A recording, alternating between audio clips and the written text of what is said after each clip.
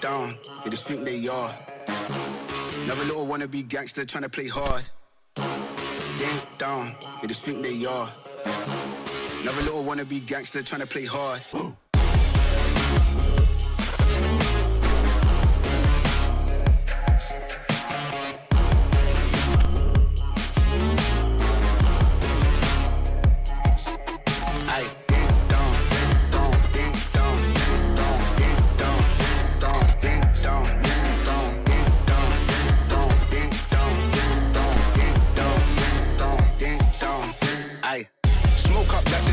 Free up the guys, then dip out the ends. Jump in the ride, then burn out the rims. Don't stop, don't coach, the boy that I'm in. Now we on the block with the up for events. Skin kept close, cause you plotting on them with the tits on 10. Batch in the back that's on tap, all ready to go and jump in. Ding down, they just think they are. Another little wannabe gangster trying to play hard. Ding down, they just think they are. Another little wannabe gangster trying to play hard. Ding down, ding down, ding down, ding down, ding down, ding down, ding down, ding down, ding down, ding down, ding down, ding down, ding down, ding down, ding down, ding.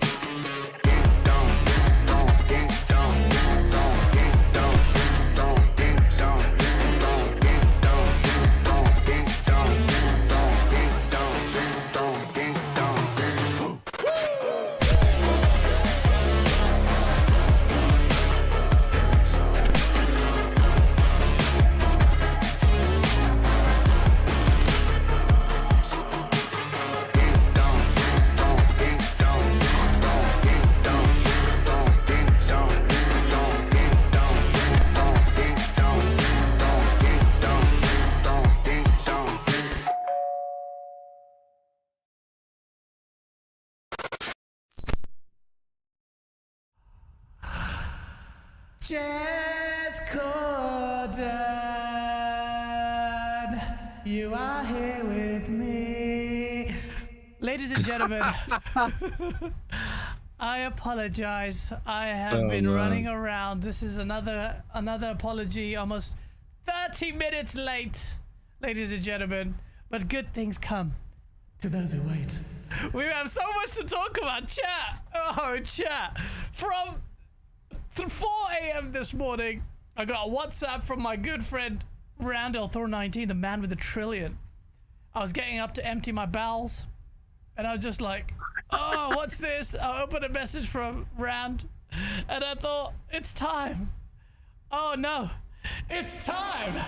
Time to cook these pieces of shit. Because, oh damn. Ah, Jez, what a beautiful. You picked such a good time to come on this show. I'm going to be the toxic, most biggest piece of shit. And we're going to get so saucy into it. Jez, oh Jez. Man. Jez, how have you been?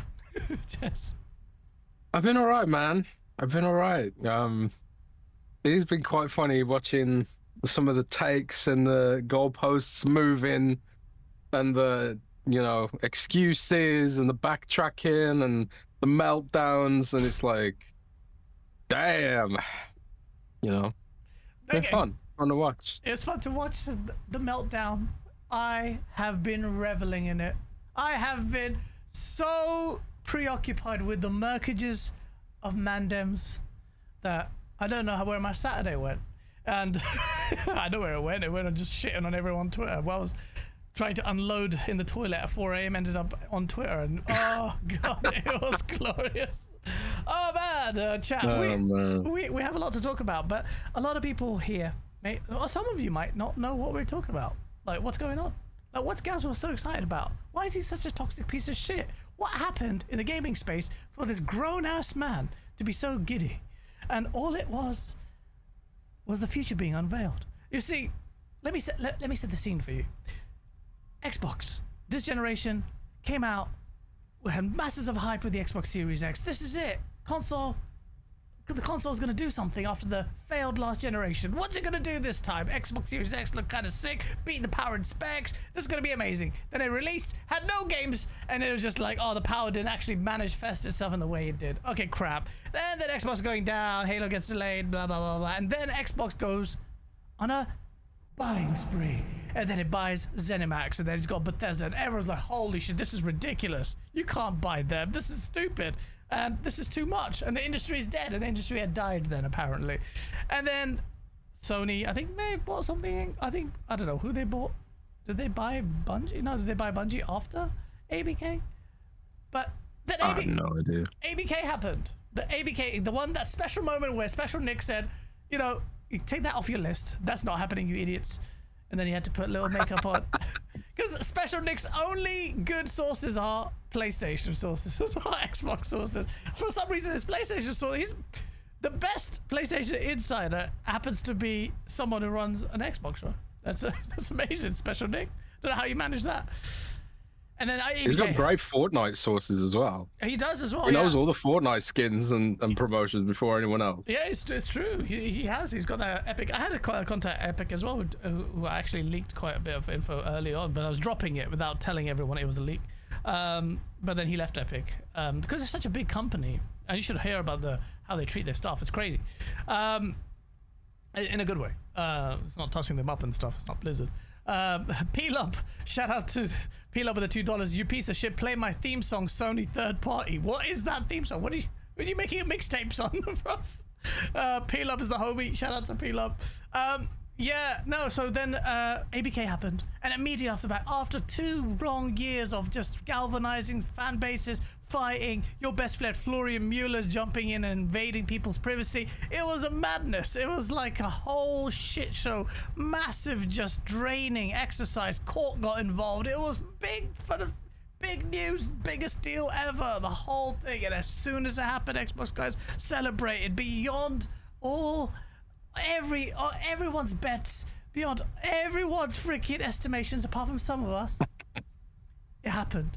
And as soon as it happened and the dream came true, bam, it was taken away by Phil Spencer, the man who saved Xbox and told us, no, it's just 4 games. Just 4 games. Turned out to be a lie or a facade or convenient truth. Paris was trying to dress it up a little bit. You know it was a lie, Jez. You know that was a bald-faced lie. I see you writhing around uncomfortably. It's like my sponsorships are going away. How dare you, Gaz? Why do you expose me like this? But it's true. It was a lie. And Peelum says, stop calling me your damn homie. I never knew you. Yes, you did, Peelum. Why do you act so hard to get on my chat? You know we're the homies, bruv. Stop. I'm going to give you a heart. Everyone in chat, say heart Peelum. He's very self-conscious of his friendship with me. And then, for nearly 2 years, PlayStation guys, you have been absolutely insufferable. And I don't blame you. I would have been the exact same thing. Exact same thing. When Xbox became third party. That was it. Xbox lost the console war. Xbox lost the console war. Or so I thought. Because you see, Xbox capitulated by bringing all his games on PlayStation. No one thought PlayStation would follow suit, apart from one gentleman who said it would, beyond Bungie's live service. Don't be surprised if a non-live service game would appear on Xbox. That wasn't Bungie's game. Another live service. And it happened. And the Helldivers happened. Or is happening. But I didn't expect this. And what's happening now is the full slate. And they don't want to deny it. They're watching it. They don't want to believe it. You're laughing like, no way. What's going on? And we're going to do the very same thing they were doing to Xbox fans. Oh, I can't wait for this to come out on my Xbox. I can't wait for this to come out on PC. Well, PC is given now. But last night, to add fuel to the fire, and I will say, this gentleman right there sitting next to me, this gentleman right here has been pouring gasoline without actually maybe expressly giving you the source. Because this gentleman this week tweeted out a poll saying which one of these games is coming or would you like to play on Xbox? And I know for a fact he didn't ask that for no reason. What? No, what are you talking about? Oh, yeah, mate, don't even chat shit with me. You're on main screen here right now. We can see your face. We're micro-analyzing every facial twitch that there is there. I know you so well. And it's not just you, it's the timing of you pushing that in, because other of your friends and other people have been reaching out in the background as well. And they have been telling me some stuff. Bro, this is... Rand? Gaz. I call you Rand. Sorry. Oh, Rand, you've been replaced? Yeah. Nah, Gaz, it's just a random poll, man. I don't know what you're talking about. Look at his face, Jack. I'm just curious. Look at the lies. I'm just curious what my audience thought, would be a cool game to bring to Xbox from PlayStation. PlayStation Publishing LLC. I'm just curious, man. What are you talking about? Chatting shit. Chatting shit, bruv. Oh, man, because you know what? Today, to compound all the little noises that are happening in the background, some serious noises, not just little weird Xbox echo chamber noises and wishful thinking. Real noises. When the Xbox was up, when I find out in November 2023, and me and you doubted me, bruv. And I messaged you on WhatsApp. I was like, bruv, Hellblade 2 is coming. You're like, nah. I'm like, I told you, bruv. It's coming. The same kind of noises are telling me some other things. And I'm not going to say too much. Other than the fact that, let's go with the official news. And the official news is this. Oh, guys. Your AC is a bit loud, by the way. Oh, shit. Some people are mentioning it. You guys can hear that? Damn. Yeah. I'm turning it off. I'm going to sweat for you guys. I'm turning it off. No, you should use. You should. Have you got an Elgato mic? I've got they've got this they've got this AI noise blocker thing. Yeah. It's really good. Yeah, you know what? In fact, actually, I'm a moron. I haven't even set my noise gate properly. Don't ask me why it's reset there. I messed that up. Okay. Chat, thank you for letting me know. Always let me know if you think my shit... It just comes through when you're talking. Yeah, it does. And that's really annoying. I've got to do the threshold. Increase the threshold. But I've changed it. Yes, I am sweating for you. But yeah, so last night, early hours, while I was asleep, good old Hazardor kept a keen eye on it. I think he's the one who broke this, no? I think Hazardor's the one who broke it, yeah. Yeah, he is keeping a keen eye on the job front of Sony's job front. And he found a job opening for a senior director of multi-platform and account management. And PlayStation isn't just the best place to play, it's also the best place to work. What the hell?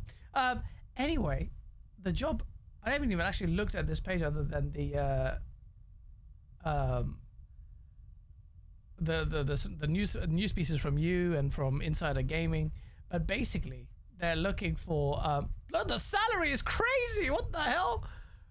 This is a flexible role that can be remote with varying pay ranges. The salary is between $246,000 and $369,000 US.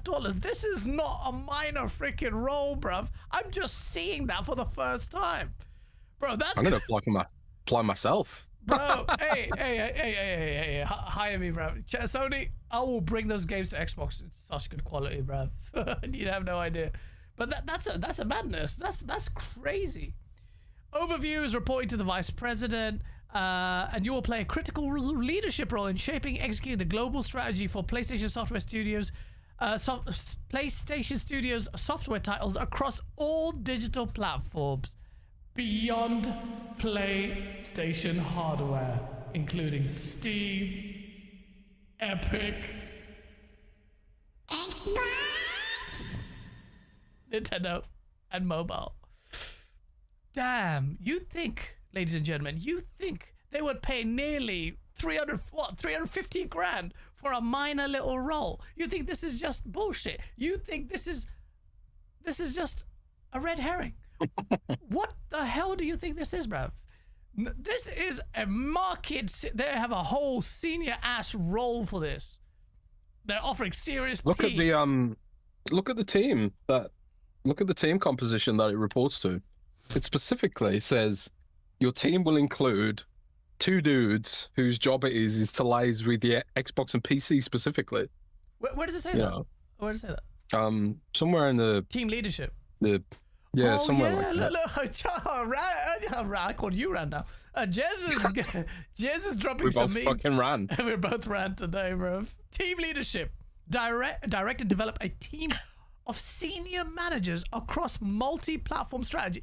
Bruv, chat, this is not a minor role. You know what this is. If you're an idiot, you have to be in denial about what this means, bruv. This guy with the fat ass salary, that's almost like $500,000 a year, bruv, has to lead a freaking beast ass team managers to manage the multi-platform strategy, account management, platform sales, and planning. He has to direct reports include director of multi-platform strategy and account management. That's the main role. Senior manager, platform sales on both Xbox and PC. He has oversight on that, as well as a manager of platform planning and performance on PC and Xbox. But it's just a job role, guys. I'm sorry, bruv. What's Sony doing, blood? What are they doing? They're paving the future. Do I owe Phil Spencer an apology, Jess? Was I wrong about this whole thing? Well, I will say I maintain I love exclusivity. I hate this whole thing, where the homogenization of all of this shit. But I will also say I'm loving the source, because what Phil Spencer led the way. How much shit have I given Phil Spencer? And they've forced Sony to capitulate so quickly. How many times on this show have I, before the Helldivers even happened, I kept saying it. I'm going to clip it and then share a montage of me saying it. There's no way that Sony's going to sit and look at this. Chat, you know I've said this. You can clip it, find it. Please, just help me. Just say, look, I said, there's no way Sony can look at this strategy and just sit there and accept it. I said this so many times, because Xbox was dominating. The pre-orders were dominating the PlayStation store. And this week's, Jez, the freaking best-selling game on the PlayStation 5 is a 4-year-old racing game from Xbox. shit. What do you think Sony's gonna do when they look at that, bruv? They're gonna look at that and be like, bruv, these guys are making mad money on older games, bruv. Are you telling me we're not just gonna sit there? What are we gonna do? Not have this walled garden and not allow a game and just lose all this money? And PlayStation is a homemade brand now, and they know the next Xbox is hybrid and is going to be playing PlayStation games anyway. So why on earth would they capitulate and lose their sales margin to Steam when they can make their money directly? So many PlayStation guys said there's no way this is going to be a single player thing. There's no way. It's just gas. It's just, and they're still maintaining. And there's still people out here saying it's just going to be gas. It's going to be gas. Jezza, is it just going to be gas and multiplayer games?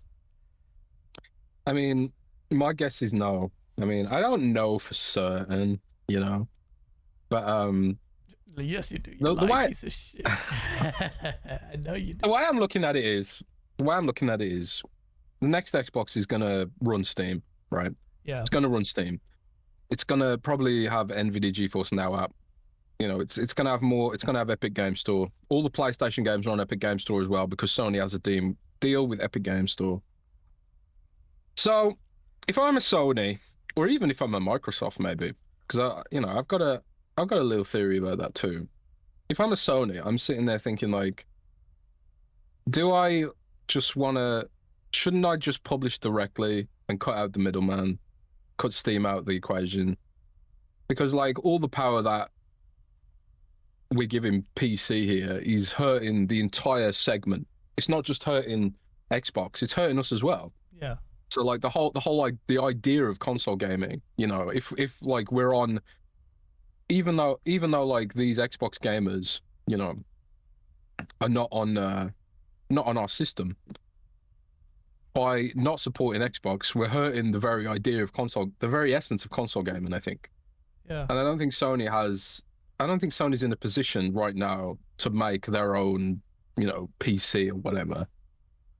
Yeah. Maybe Sony does a deal with Steam and brings, I don't know, Proton to PlayStation or something like that. I don't know, some kind of technical magic to make that happen. Mm-hmm. But increasingly, I just think they're just thinking like we'll cut out the middleman and go straight to Xbox directly. Otherwise, we just hand in all the keys to the industry to Steam, and there's like a power imbalance there, right? Mm-hmm. So, I think they're just thinking of it in pure business terms, and like you have to look at what Sony's CEO, the co-CEO, and you know the dude above them. You know, and everything they've been saying revolves around preparing people for this. We need margins. We get margins by selling software beyond PlayStation hardware. The literal verbiage in the job description, it's there, plain as day, beyond PlayStation. So I do think it'll probably be spearheading with games as service. So day one for Marathon, maybe Fair Games as well. Mm-hmm. But like we had Colin Moriarty on Xbox 2 the other week, and we had a back and forth about this, and me and Rand agree. Like if you port in older games, to Xbox, that ain't gonna hurt PlayStation. You know, I think like increasingly people are just like, this is my platform. These are all my save files. These are all my digital games I'm locked into. There's nothing Sony could do to make me switch platform. You know, they'd have to release like a game, a AAA banger every quarter to justify switching platform. That ain't going to happen. The way how expensive games are these days. So, I think like porting their back catalog to Xbox doesn't hurt Sony. They make a load of money on it. Like Forza, like nobody switched from Xbox to PlayStation to play Forza. That's 4 years old. They already played it. They already own it on Xbox. You know, so it's a win-win situation for everyone involved. You know, well, so it's just the maths of it, man. It's just the maths of it. But it starts off that way, and then Sony gets a taste of the money that it makes, and then the desire becomes to lessen the gap, lessen it more, because the idea of maintaining this almost facade now of exclusivity, once you've done it, Helldivers already makes it easier and more palatable for other games. including single player ones. Then you'll have the first ever, the next single player game that comes out on is released for Xbox. That's a PlayStation exclusive first party game. That's the one that's gonna just set the internet on fire. That's gonna be absolute pony pandemonium. And after that, people will move the goalposts as well. They'll be like, say for example, say they put I don't know, Returnal or Days Gone, something like that, right? Yeah. Not God of War. They'll say, oh, I move the goalposts, and they'll be like, oh, it's only those kind of games. It's not the flagship games, like Xbox fans did. Yeah. You know, like when Phil started doing all this, we were like, plenty of people were like, oh, it's only these 4 games, and like me and Rand were like, there's no way it's only 4 games, lads. I don't know why Phil said that. Like he knew it wasn't going to be 4 games. Yeah, that's crazy that he said that. But knowing it's going to just age badly. Yeah, he set himself up there. But you know, me and Rand were like, no way it's going to be 4 games, and like so many people were mad at us for saying that. Yeah, you know, loads of people blocked me and stuff, and it was just like, this is just the reality of it. You know, it's Microsoft wants to leverage Sony's install base because those users will never leave PlayStation, much like Xbox users mostly will never leave Xbox. People like the people who, you know, smash up their PlayStations or smash up their Xboxes on Twitter and say, "Oh, I'm going to PC now." They didn't really. Where's Tim Dog gonna go? I love Tim, man, but it's exactly that. It's like it's just the way things are now, and the small percentage of people that get loud on Twitter and social media about it, they ain't the vast majority of people who just play games and don't engage in any of this discourse, man. People are happy where they are, and they ain't gonna move for any reason. That's the reality of things. I've increasingly realized that Twitter is just its own little echo chamber, and gaming is as a whole, the whole industry has shifted that way. I've said it so many times that pisses people off. I said that the PlayStation that you love is not the PlayStation that we have now, and them doing this is something so strong that even the most hardcore of PlayStation defenders is going to struggle to defend themselves. But this is the thing, man. The PlayStation that they love is still there. No, it's not. It is though. They're still going to be making those AAA games. They're still going to be making those really expensive, big budget. Yeah, it's taking a long time, I suppose, but that to make those kind of games does take a long time. You know, Bro, they're still going to be making those kind of games. It's wank this gen. Yeah, I mean they've had whole gen. They've had their sort of Bethesda multiplayer. I don't know what you call it. Bethesda went through this where they were like, oh shit, we got no service games, panic mode, Wolfenstein Youngblood, Fallout 76, Elder Scrolls Online, all of which were horribly received at launch. To be fair, Fallout 76 and the ESO pulled it back. Yeah. But Wolfenstein Youngblood is absolutely abysmal. Yeah. And they had this full panic mode, right? Fallout Shelter did really well. They were like, we need these service games. But like they had plenty of failures too, like Elder Scrolls, I think it was called Elder Scrolls Blades or something like that. That was awful. Yeah.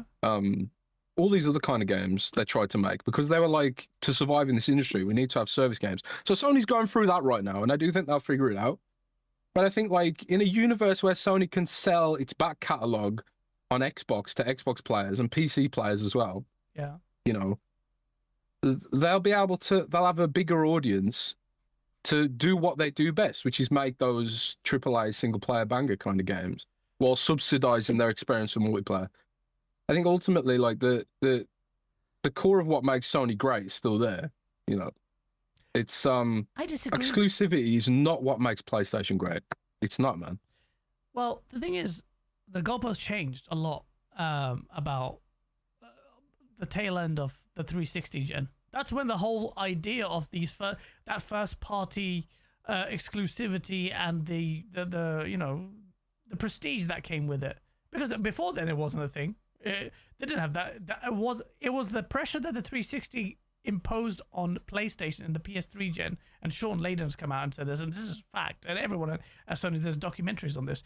They were desperate. They had to find a way to distinguish themselves from Xbox that was killing it in the multi-plat strategy and this console that was easy to develop for, blah, blah, blah. And that's what galvanized them to really hone in on their first-party talent and their studios to produce the kind of The Last of Us, the Uncharted's, and all of that. And then you've got, your Infamouses, and you've got Ghost of Tsushima and whatnot, and God of War. And that became a thing at the tail end of the 360 gen. So the narrative shifted in the PS4 gen to list wars. It was just list wars. You saw those graphics all the time. What is Xbox now? They had only 3 studios. The list was pitiful. It was not even comparable. And that shifted this gen, which is why we make fun of the roadmap. Why we talk about roadmap. It's because where's your first party? Where's the first party output? One here or there? Is that it? Like compared to what the other platform holder that only had like 3 studios the previous gen.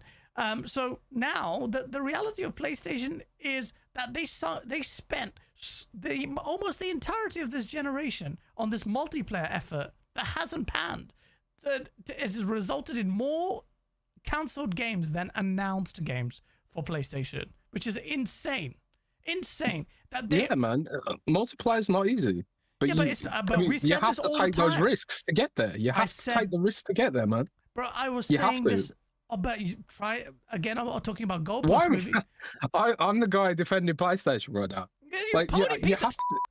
Listen, why? Yeah, you have to take the risks to get there. You really do. I do. I understand that, but you see, this is the narrative. Fortnite has driven the industry mad. Absolutely, but that's why we've got Beavis and Butthead in Call of Duty, man. I hate that shit so much.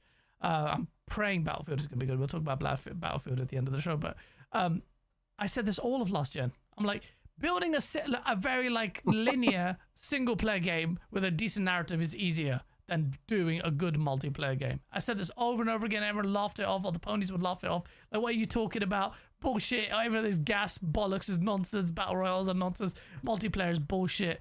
Whilst the market or the majority of the PlayStation user base is just being funneled and powered by gas. Gas is like 50-60% of the revenue, and subscription services, which is insane. But I said it again, it's not easy to do multiplayer. That's much harder to do. You've got lag, you've got the infrastructure. You have to get all these things sorted out and then trying to make it work with a good mechanic. Because good mechanics is what actually elevates a multiplayer experience in a very saturated market. And what happened? And even that ain't enough sometimes. And even then, that's not enough. Look at Titanfall 2, bruv, because they launched at the wrong time, bro. And they are Class A, bruv. But what did Sony do? Nothing. Sony, bro, they're top tier #1 freaking studio that some people are so stupid that they dare compare it to Rockstar. Naughty Dog couldn't even do multiplayer. That is the biggest backhand across the face of that studio forever. That's a failure forever, that you could even do your factions that you spent devoted time, and you delivered a decent multiplayer for the first game.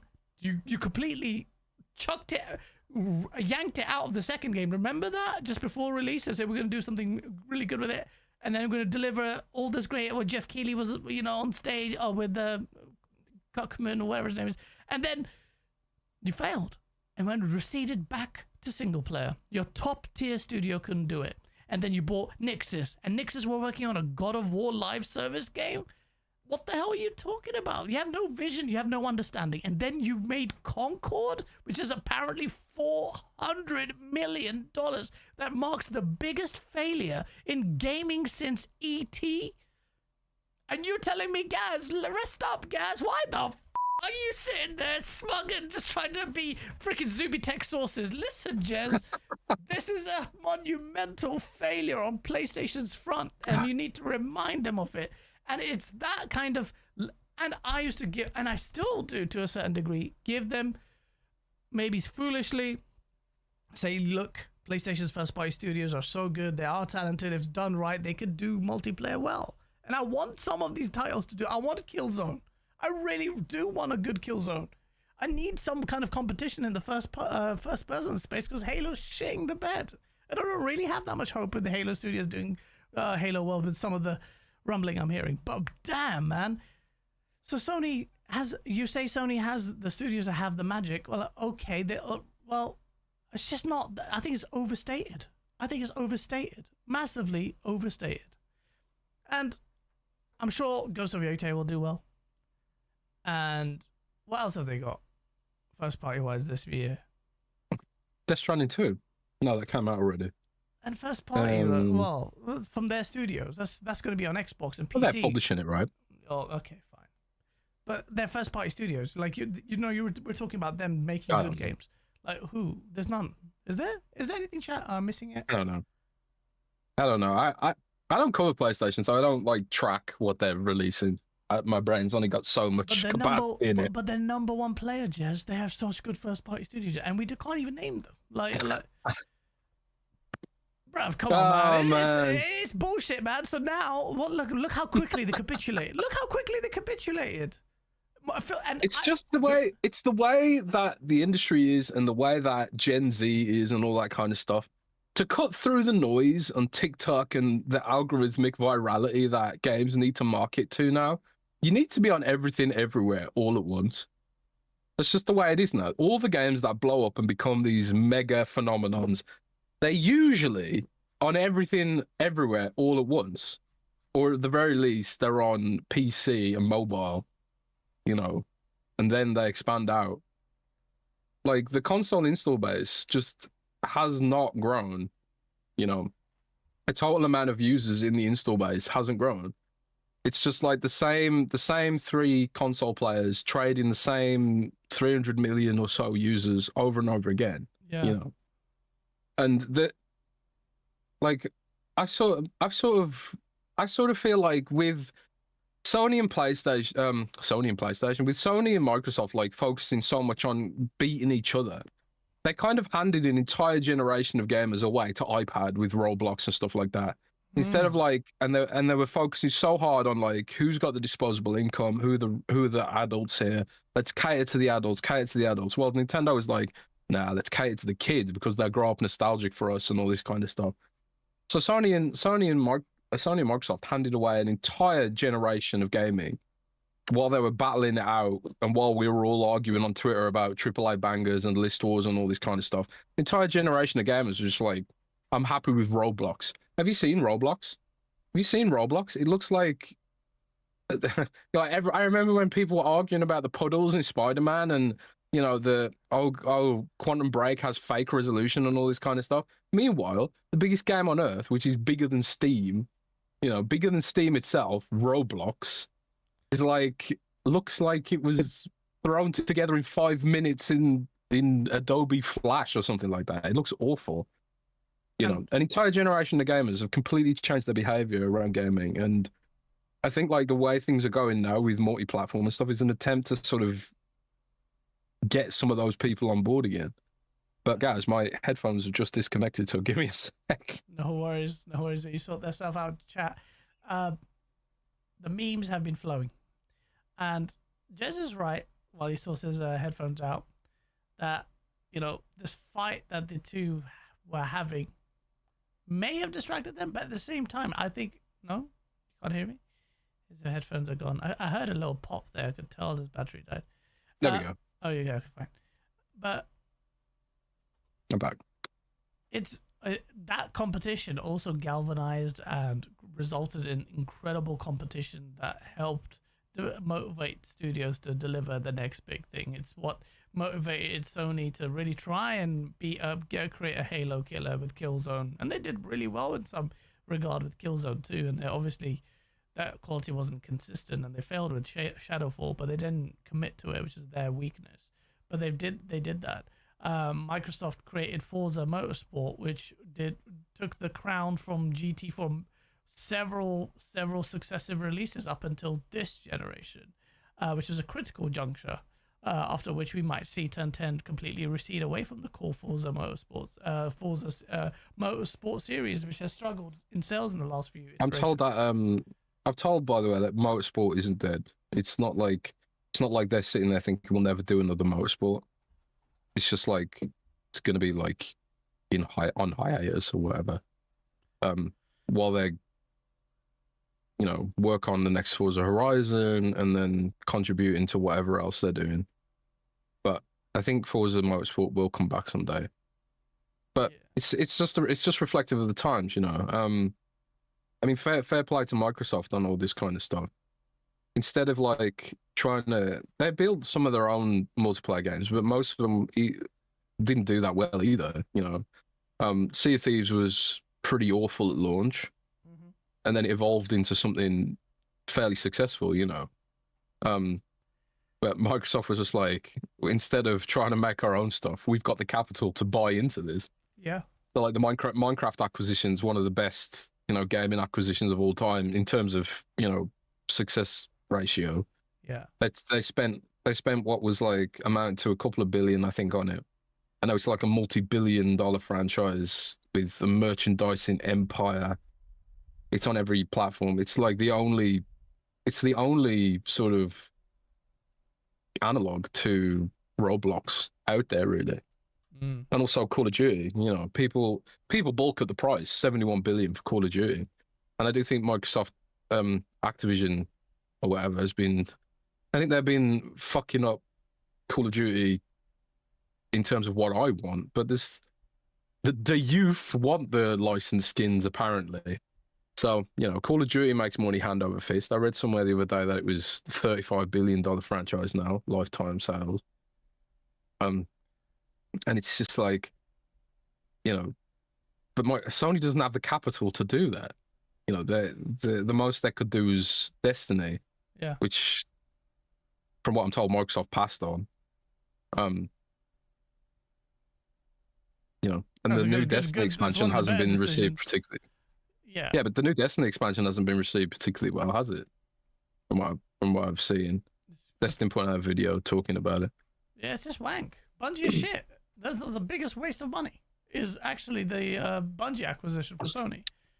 And they couldn't even do that, Jez. Like, the multiplayer was so bad that they had no quality control when it came to multiplayer. And before that, we kept with David Jaffe, me, when we were Asa, with Game On Daily, we kept saying, you know what? Sony are so good. At least they have quality insight. Xbox don't have that. They don't have that. They have really good eye for detail. They'll send teams around and work on their games. But when it comes to multiplayer, that has become a major clap in the face of Sony. And it just revealed that Sony aren't that clued up as you think. They're a one-trick pony when it comes to their first-party exclusives, other than Astrobot, which was a surprise, because that game as a platformer deserves its flowers for what it's done. I think Returnal was quite unique, wasn't it? I think. Yeah, that was it was released before they acquired them, but Housemarque. But yes, I loved. To me, the best PlayStation exclusive or console exclusive at the moment, so far this generation, is Returnal. If Returnal comes out for Xbox, oh my god. My god, man. I'm gonna be so toxic. Especially Detective C's, who said it would never happen. But yeah. Well, we got Robbie H. So let me do these super chats. Robbie, thank you, for a member for 14 months, because it looks like Spider-Man's web slinging his way to Xbox. Cry, ponies, cry. Shout out to Gaz and Jez, and always love your content. Thank you so much, Robbie, and thank you for being a member. With Spider-Man, that seems to be on the tip of everyone's tongue. You've got Paris Lily was saying it. Others are saying it like almost like it's a done deal. I'm not saying any of these are a done deal, but Spider-Man is a surprising one. But at the same time, it does also Disney charges a lot for the licenses.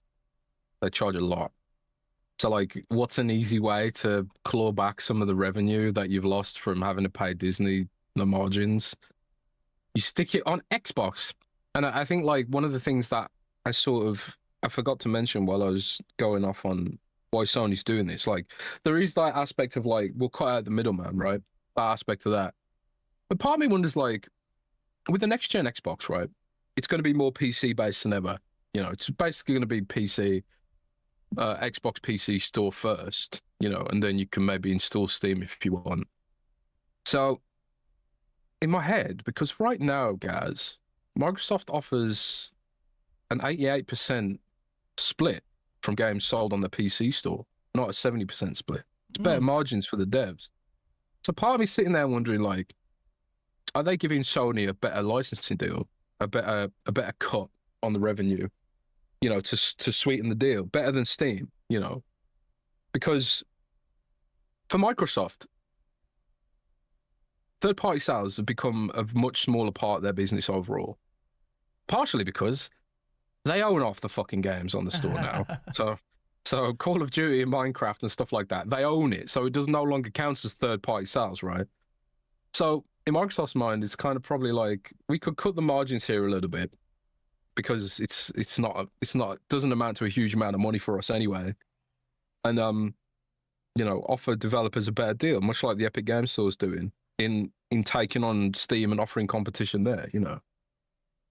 So part of me wonders if they're just offering PlayStation a better cut, as PlayStation needs to claw back some margins, because in every single shareholder meeting there, Sony calls, they always talk about margins, non-stop margins. You know, and Xbox talks about it as well. It's all about them margins, man.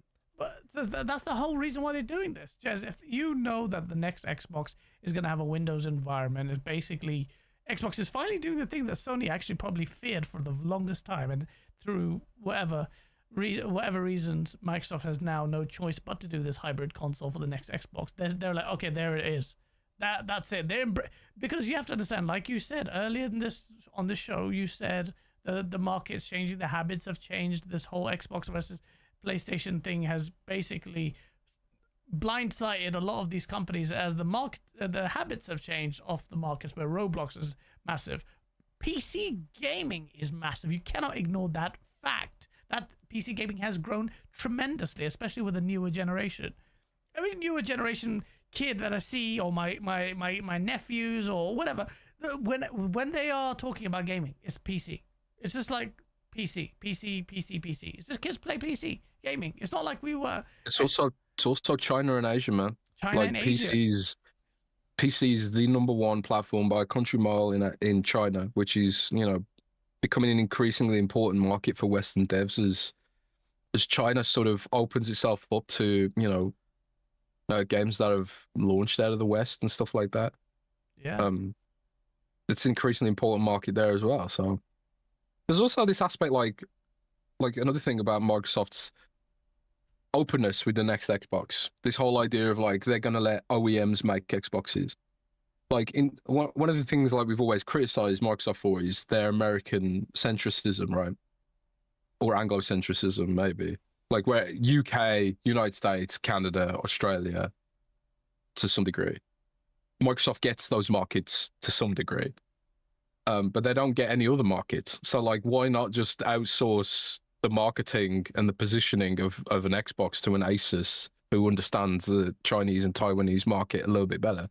Why not outsource, you know, an Xbox to, I don't know, some other company for some other region that already has the distribution channels, the marketing channels, and the, you know, the retail representation to get those devices out there in a universe where Microsoft doesn't have a clue how to market something in Asia. So there's that aspect of it as well, man. I really think like as the strategy comes together and we see what other companies are doing, like PlayStation, all that kind of stuff, increasingly it just looks like the strategy that Xbox has fallen on is absolutely the right one. It doesn't explain itself very well, and and oftentimes with Microsoft, it's like execution is the issue.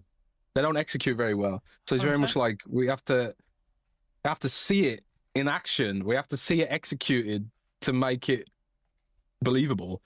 And I do think Xbox is slowly getting there, not just through their own efforts, but also like seeing the way other industry players are moving, man. The industry's changed. Industry has changed, and that statement alone would cause so many PlayStation podcasts to clip me just saying that and laugh at it. And now the very same people who are laughing at it have said F PlayStation, so I won't mention the names, but they're having a blowout about why the industry has changed and why Sony's capitulated. Well, there it is. Microsoft is bad at execution, but ultimately Microsoft led the charge here. I have to hold my hands up. I got it wrong, maybe, or PlayStation. Oh, potentially. Phil Spencer saw the writing on the wall, but whatever it did, again, another example of Xbox leading and PlayStation following, and in a big way. Xbox was on the bottom rung, right? So Xbox had to change something. So they sort of have to analyze what's going on, and so they were sort of like sunk into the, I suppose, the danger zone first, right? Where they had to really rethink aspects of their business. But how I think often have I Nintendo's said, in a different, like, yeah, okay, Nintendo's in a different place, but how often have I said PlayStation's financials aren't all that great? Every time it was sales figures, the hardware sales figures. I'm like, I did say hardware sales are important, but they're not the be all and end all. And everyone laughed. Everyone laughed at monthly active users until Sony literally said, we are now making this our primary metric. Still, they were in denial about it. Xbox, you say you had to do it because of the bottom of the, they had no choice. But what about PlayStation?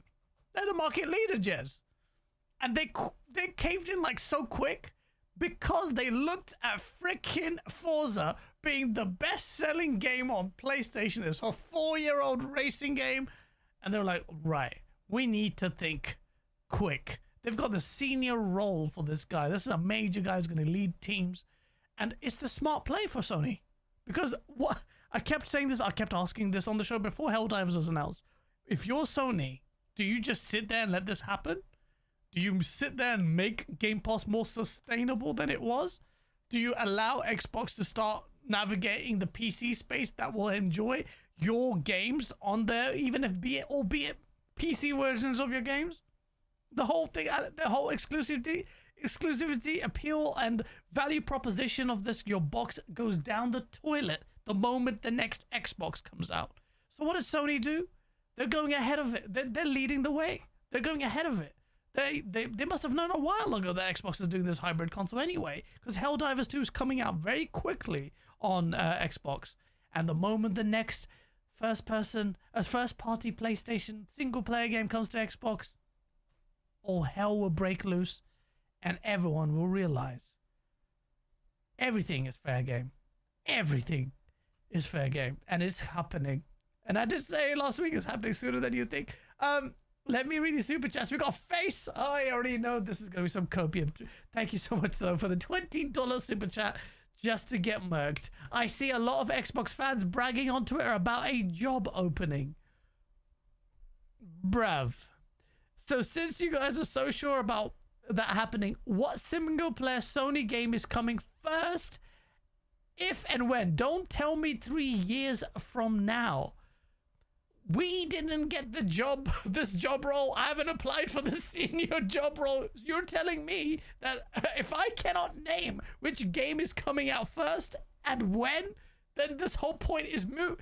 Face, did you not see who this guy is? The senior role is getting paid $350,000 a year to lead teams on the Xbox and PC front. What are you doing?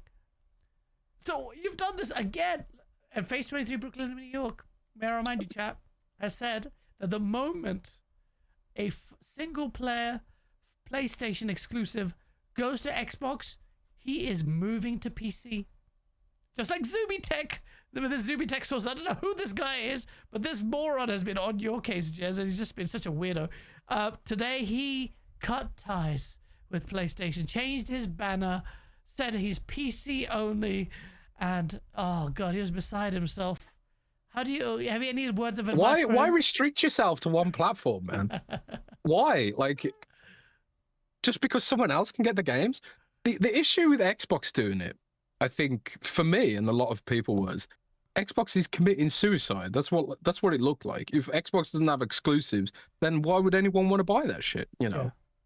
But it's like, evidently, like the box would have stopped selling regardless, And Microsoft still says they've got record playtime hours, even though like the hardware sales decrease month over month over month as we get further out to the gen. And people start, waiting for next gen or whatever.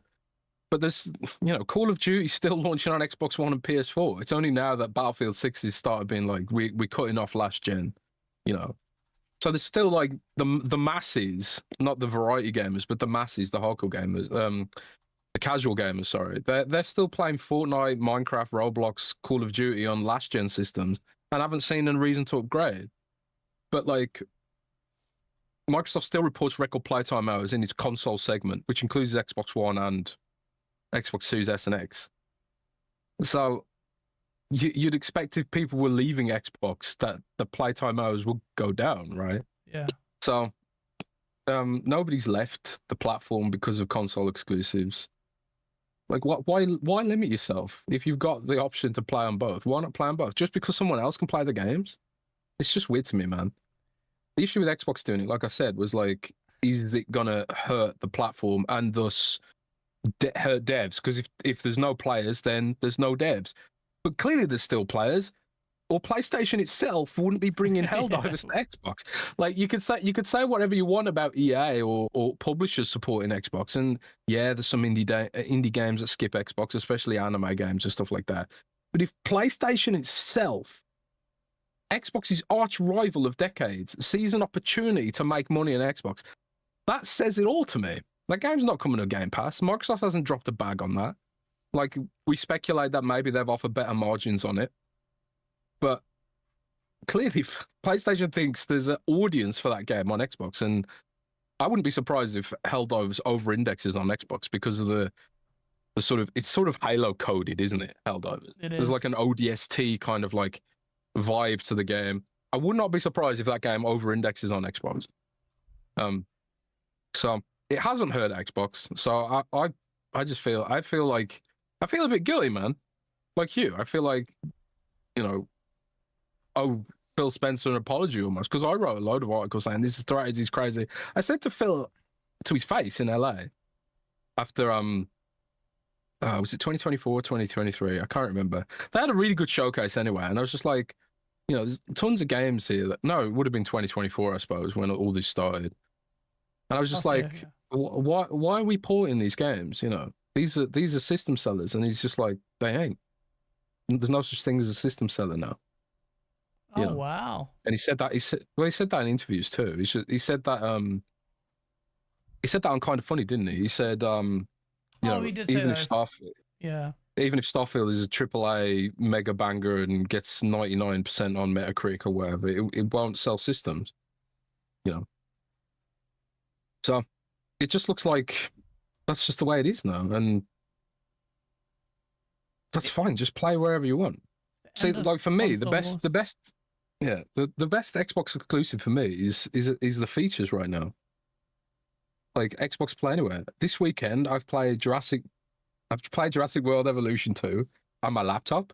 I played it on my Xbox. I played it on cloud, all with the same save file, all with the same DLC, which you pay for once and you get it everywhere. That's the exclusive feature that I like about the Xbox system, Xbox ecosystem, and that's the thing I don't want to go away. But the players need to be there to keep the devs there, because if the games aren't coming, then I ain't playing on that ecosystem. You know, that was the fear, but the fear just seems unfounded, man. Fear just seems unfounded. Paris is in the chat. Shout out to Paris. Paris has got something to say. I just saw the Lono meltdown. Chat, can you please link that to me? Because I need to see that, and we need to play that right there, because holy shit. I would love to see what. That's Reforge, right? Reforge Gaming, yeah. Lona's Reforge Gaming. I would love to see him cry and see what kind of twist he is doing here. Please link that to me. He's been quite nice to me. Oh, well, it's funny he's been nice to you. I remember him coming out of his little shell. The first thing he did was come at you. Remember? That was how it started. Yeah. That was how it started. I didn't know who he was then, but we had a back and forth, and he's been quite nice since then. He's not gonna block me. I think sometimes people see like dumb tweets I've made when because sometimes I just tweet without thinking. Yeah. People see like a dumb tweet I've made, or my Twitter feed is just shit. I just tweet what I think, and I always tell myself after I do it, don't do this again, and I fucking do it again. I do it again, man. You know, it's like that Goofy meme. I'll do it again. You know, and people see the dumb shit that I do on Twitter, and they think that's like what I'm all about. But then oftentimes I'll sit and have a conversation with even my biggest haters, and then they're like, "Oh, actually, you're not as much of an idiot as I thought." Yeah. Well, I try to get better.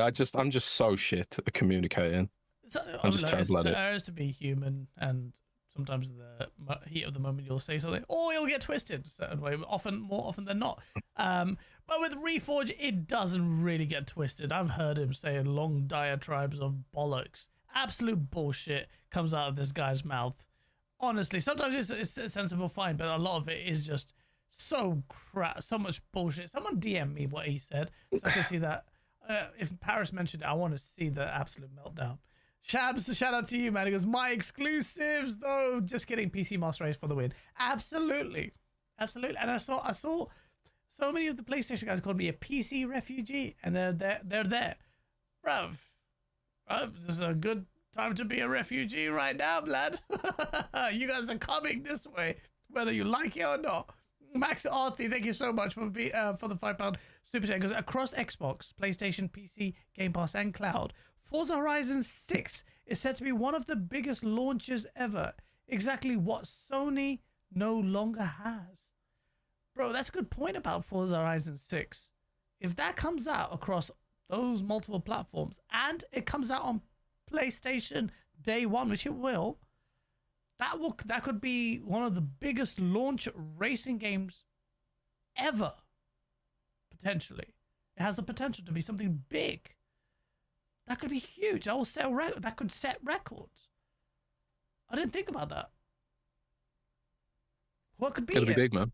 What racer could be it? That'll be a Zeitgeist Buster if it's on everything. If it launches across everything all at once, it's Zeitgeist Buster, you know. And that kind of thing subsidizes Xbox to do other things like Game Pass, cloud, because they ain't making any money on cloud right now. Probably, I highly doubt it. But you know, as they scale that up, you know, it's like things like Forza on PlayStation subsidizes that. So thank you very much. Yeah, honestly, that's a disruptive. Like, okay, it's not a system seller because it's on all systems, but that is a disruptive thing that's going to send shockwaves around. If you're Sony, you see that happen. Like a racing game just completely decimate records and sell. Assuming it does. But I assume it does because Forza Horizon 5 has critically successful. Forza Horizon 6, which I'm pretty sure we're going to see next year, as Phil Spencer alluded to anyway. And that's a day one PlayStation 5 and, well, PlayStation and Xbox release, and potentially a Switch, but I doubt it. But cloud and PC as well. What do you do if you're Sony? See all that money being made in the software front for a racing title that just kills it. You're going to sit there and have GT, the next Gran Turismo, just on PlayStation? Not even on PC? Not even consider that? I think Gran Turismo would probably over-index on Xbox as well, because, you know, Forza Motorsports shot the bed for whatever reason. Put Gran Turismo on Xbox, and that can be Xbox's, you know, sim racer kind of a allegory. Absolutely. I don't know. There's all kinds of possibilities here. I'm sure Sony's sitting there with their back catalog, like looking at like, and Microsoft's probably giving them data. Like, these are the kind of games that we think will over-index on Xbox. Gran Turismo is probably one of them. Yeah. I'd imagine like anything with a gun in it is probably going to over-index on Xbox. So Returnal, whatever else. Days Gone probably would over-index on Xbox, I imagine. They made Days Gone. Like, for instance, think about that. That's a good one. I actually didn't think about that before. Yeah, like Days Gone, like they made a freaking remaster of it. I laughed at it, but yeah. So, like Days Gone, like didn't light the world on fire, but it still sold pretty well, I think. And you know, and there's 8 million. I think the sequel is notoriously cancelled, but if you are a Sony and thinking like, can we make some more money on this? Like, stick Days Gone on Xbox in a quiet period. I'm sure it'd do really well. You know, it's got zombies in it. It's got guns in it. State of Decay audience who are waiting for State of Decay 3 will probably play it. You know, I'd play it again. Days Gone was great. I think really Days Gone is a great shout. I think Days Gone. I think it's underrated, man. I think Days Gone is genuinely underrated. So that's the thing. Like sometimes, like I think maybe there is a demographic shift on Xbox a little bit because everyone always talks about Spider-Man, God of War, right, with PlayStation. But I'm sitting there thinking about Returnal and Days Gone, and I'm sitting there thinking like, is that because I'm Xbox coded and I just want a gun? I just want a gun. Is that because I like grew up on Xbox playing Gears and stuff like that? I don't know. Because there's that whole thing about Xbox being the shooter box, right? I'm more interested in Days Gone and Returnal coming to Xbox than I am God of War, which says something about me, maybe more than Xbox players in general. I think you're right, though. Sandwich 14 in chat says Demon Souls on Xbox. Demon Souls are probably over-indexed on Xbox. When you say so much opportunity, man. What are you actually saying there? So what does that mean when you say over-indexed? Okay, so like just sort of let's over-index kind of refers to like beat the average attach rate for a game. Yeah, I thought so. So like if, say for example, you release like an anime game on Xbox, there's usually that sort of the anime audience or the fighting game community audience has probably mostly gone to PlayStation and PC now. So like an anime game might, at least the perception, I don't know for sure, but just as an example, anime game might index on Xbox because user habits are different and user tastes are different. Yeah. So like a game like Helldivers, I would thoroughly expect to over-index, beat the average attach rate on Xbox because of its Halo-coded nature. Yeah. And maybe because Xbox is the shooter box, right? Maybe. Yeah, but I don't think, I think you're wrong. I don't think it's just a Jess Corden taste. I think it's an Xbox taste. There's a affinity with guns and that kind of content. I don't think that's a controversial statement. I think most people would agree in chat. American audience. America. But yeah. Epic Treasure, good to see you. Thank you for the $3 super chat. It's going to be hard to put out those fires. Hashtag whole slate. Well, there wasn't a hashtag there, but I just added it there. It will be. It is whole slate. It's whole slate time. And Sony will be licking their lips at the money they could make. Champagne Supernova with the $5. 2 Australians here. Gaz, have you been a messy tart on my time? Gaz, you have been a messy tart on my timeline, and I'm loving it. Are Jez's Homer Simpson Momo curtains coming to Xbox like PlayStation? Yeah. Oh, that episode was awesome, man. Oh man, that's like activated some nostalgic neurons in my brain. It was a great episode. Oh man, BT Maverick. Shout out to Champagne Supernova as well. They're not coming to PlayStation. BT Maverick with a member for 3 months. You guys think Xbox offered PlayStation a better cut to Steam's 30%, enticing them to port their games instead of letting the next Xbox get access through Steam? I've said this ages ago. When I think when Helldivers happened, yes, you would. Microsoft would induce them take a smaller cut, but at least get them directly. It benefits Xbox, absolute Microsoft, and it benefits Sony more. Like, why would Sony, like, it's a win-win. Sony, you get more money. We were also very generous with the additional the cut we gave you for COD that you were not getting with the old previous Activision prior to the buyout. And here, if you want to release your games like Helldivers, like Phil Spencer even went out of his way to say, I don't see any reason why Helldivers shouldn't be on Xbox. So there's a conversation that be had. Yeah, that might also be like, that also might be a next gen incentive. So it's kind of like, if the next gen Xbox is more like a PC and it does have the PC cut, which is 88%, not 70%. Yeah. Like that kind of incentivizes devs to being like, okay, well, we'll support the next gen ecosystem with Xbox Play Anywhere. Because I would presume that Play Anywhere is maybe a requirement for next gen.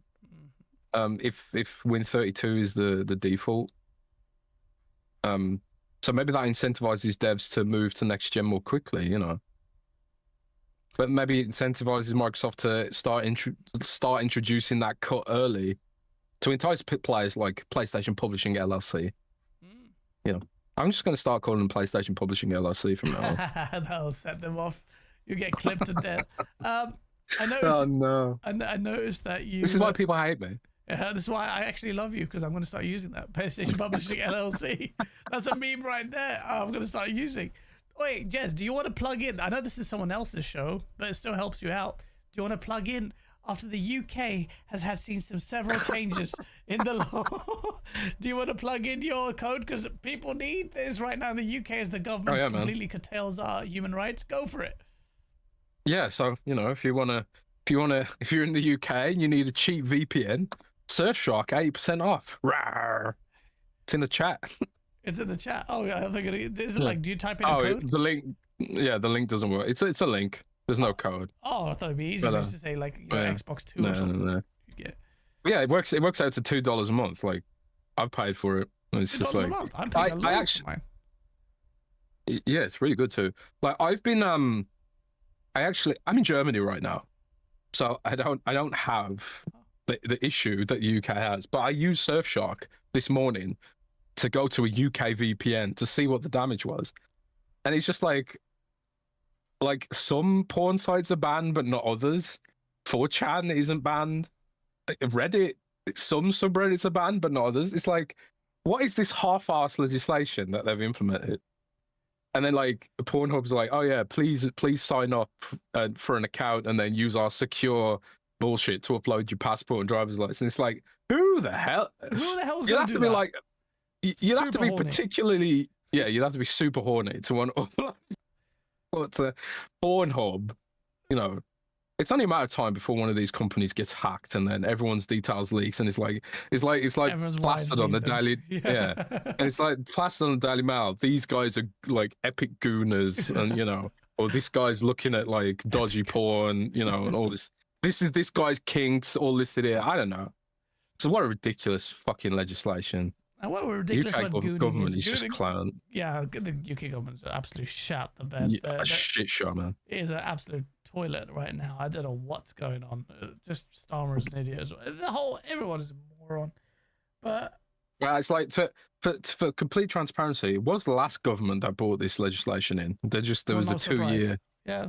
There was a 2 year preparing grace period, but plenty of Labour MPs voted for it, man. So it's the same shit, different toilet, man. Same shit, different toilets. Exactly. The first past the post system. They're all the same shit. Remember when the Lib Dems came in and then they had a coalition and they just yanked up student loan tuition fees to like record levels. I'm like, you were supposed to abolish them completely. Now you just joined the conservatives. The whole concept of a coalition was to like, you're supposed to like compromise on things, but they just bent over and let the Tories do whatever they want. Insane. It was just like ridiculous. It's stupid. Politics. But yeah, use your VPN. Hopefully they're secure. We should start a political party, guys. We should. Monster Raving Loony Party 2. the sequel. We'll smash it. Max Arty, thank you so much for the £5 super chat. Sony fanboys are moving to PC is hilarious. Microsoft still wins their money. Yeah, that's toxic as hell. But also facts. They do though. There's no escape. There's no escape. Jesse Darby, thank you so much for the $2 super chat. Fanboys make me sick to the stomach. I'm sorry, Jesse, in advance. Griggity, shout out to you, man. Thank you for the $10 super chat. BK Face NY is like, if you can tell me the game, the release date, the price, who's porting the game, when advertising starts, or the time it unlocks for Xbox, it's a nothing burger. Xbox, that's exactly what I'm saying. Like, he's just sat there thinking, oh shit, this is not, it's just a job listing. But we've established this is a senior level job listing, running multiple managers to deal with Xbox and PC releases, and you're just going to sit there and say, I want specifics. And when the specifics come, then what? What are you going to do? Champagne Supernova. Such a troll. Addendum number 1. Check on Nib and Tim Dog. He's alluding to this William Aguilar. Bro, have you seen this guy? William R. Aguilar? Do you know who Nibs is, right? The Nibs, the Bangladeshi guy who just does like masses of AI. I had a back and forth with him one time when he completely misrepresented something I said for his propaganda, his agenda. So funny, like he's got like an Xbox controller in his banner and stuff, like acting like he's a multi-platform gamer. Like he's the world's most transparent fanboy. Yeah. But I never heard of that other guy until I saw your tweet, man. It's just like some people are so invested in this stuff, like on a deep personal, emotional level. No, but Listen, this guy doesn't. I'm good. pretty convinced he's a bot, man. Look at this tweet, bruv. Chat. If you're watching this, look at the tweet. It doesn't it just scale. I had to scroll. Look at that. That's just all to convince you why this is not the same thing. Don't panic. I did a little magazine cover of him. TLDR. Zubitech, a broken man with no dreams. Oh, bless him. Bless him. Addendum number 1. Thank you, Sam Page, Super, for reminding me. And Spitfire Spud Gaming, thank you for the €5 super chat. First PlayStation games to arrive at Xbox could be GT7, Detroit Become Human, Days Gone, Ratchet and Clank, and Ghost of Tsushima. I think Days Gone is a big one that you mentioned that I didn't even account for, and I think a lot of people actually are sleeping on. That could happen. I'm not going to be that excited about it because I'm not really a fan of Days Gone. I got it on Steam, and I was just like, no. I like it. I love my friend. I'm trying it. I'm a whore for zombies, man. I'm an absolute whore for zombies. Yeah, Any game with zombies, I'll fucking play it, bro. I'll play it, bro. Any game with zombies, give me a zombie. But people say like I'm sick of zombie games. I'm like, nah. Put zombies in every game. That's my kind of thing. I hope they don't cancel State of Decay, man. I just hope they don't cancel State of Decay. Have you seen State of Decay is how difficult sorry, go on. Were you gonna say that? No, go on, finish. I was just gonna say State of Decay is a difficult development. You know, it has had really difficult development. Like Jeff Strain left, upended the studio. There was a lot of turmoil getting it on track and stuff like that. And it was like sometimes I think I get the impression that sometimes it has been a case of like, can we get this over the finish line? But they really, really want to get it over the finish line because like if that State of Decay is like one game, if they nail it, it could really blow up. Because I think there are so many games like this, like Days Gone, Project Zomboid, and stuff like that, which sort of have the vibe of simulating a zombie apocalypse, but they never have that sort of quality bar. They're all a little bit janky in some way. Yeah.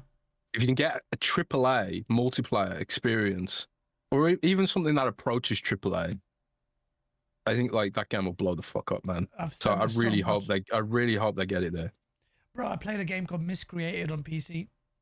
Same kind of zombie survival game. A little bit more refined in your DayZ. A little bit more. Had prox chat in it as well. Had some really cool things like weather with tornadoes and stuff. Bro, that game no one's heard of it. It's like one of a sea of zombie survival games, all right? But it had a little bit more better graphics and just had a little bit more refinement. So me and my mates checked it out. Such a good game, so much fun. The experiences that we had were incredible. 90% of people listening to this would have never heard of Miscreated on PC.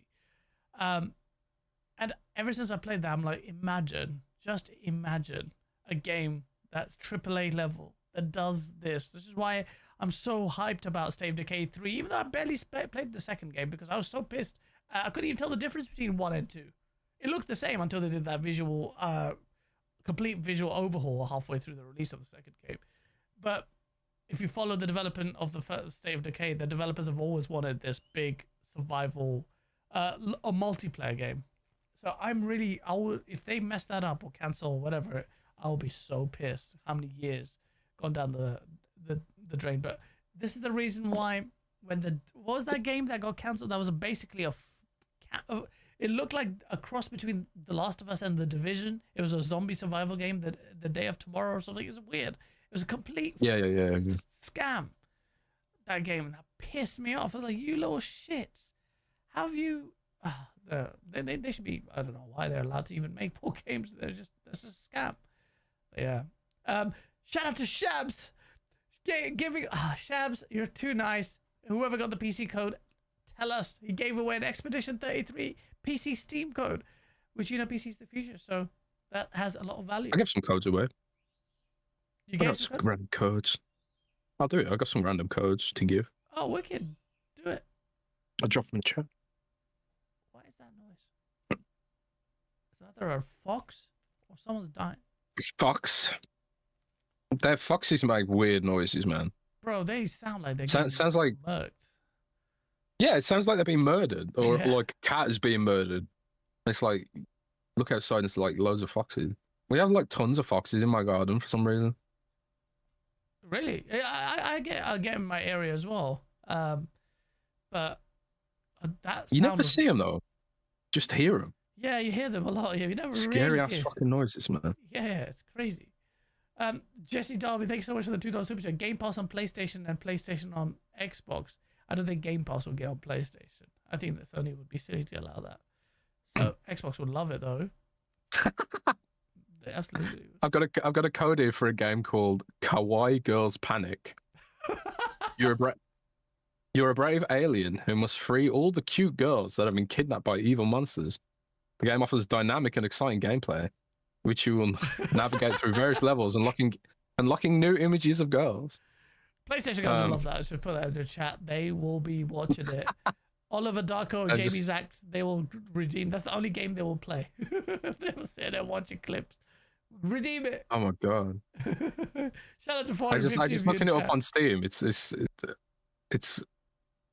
like basically there's anime JPEGs and there's like it's Space Invaders, and as you play the JPEGs get revealed. It's the weirdest game I've ever seen. It's like the back in the early 2000s where we was on our modems waiting for the pictures to load. So we're like, wait. Oh, there's a code for it in chat. Enjoy.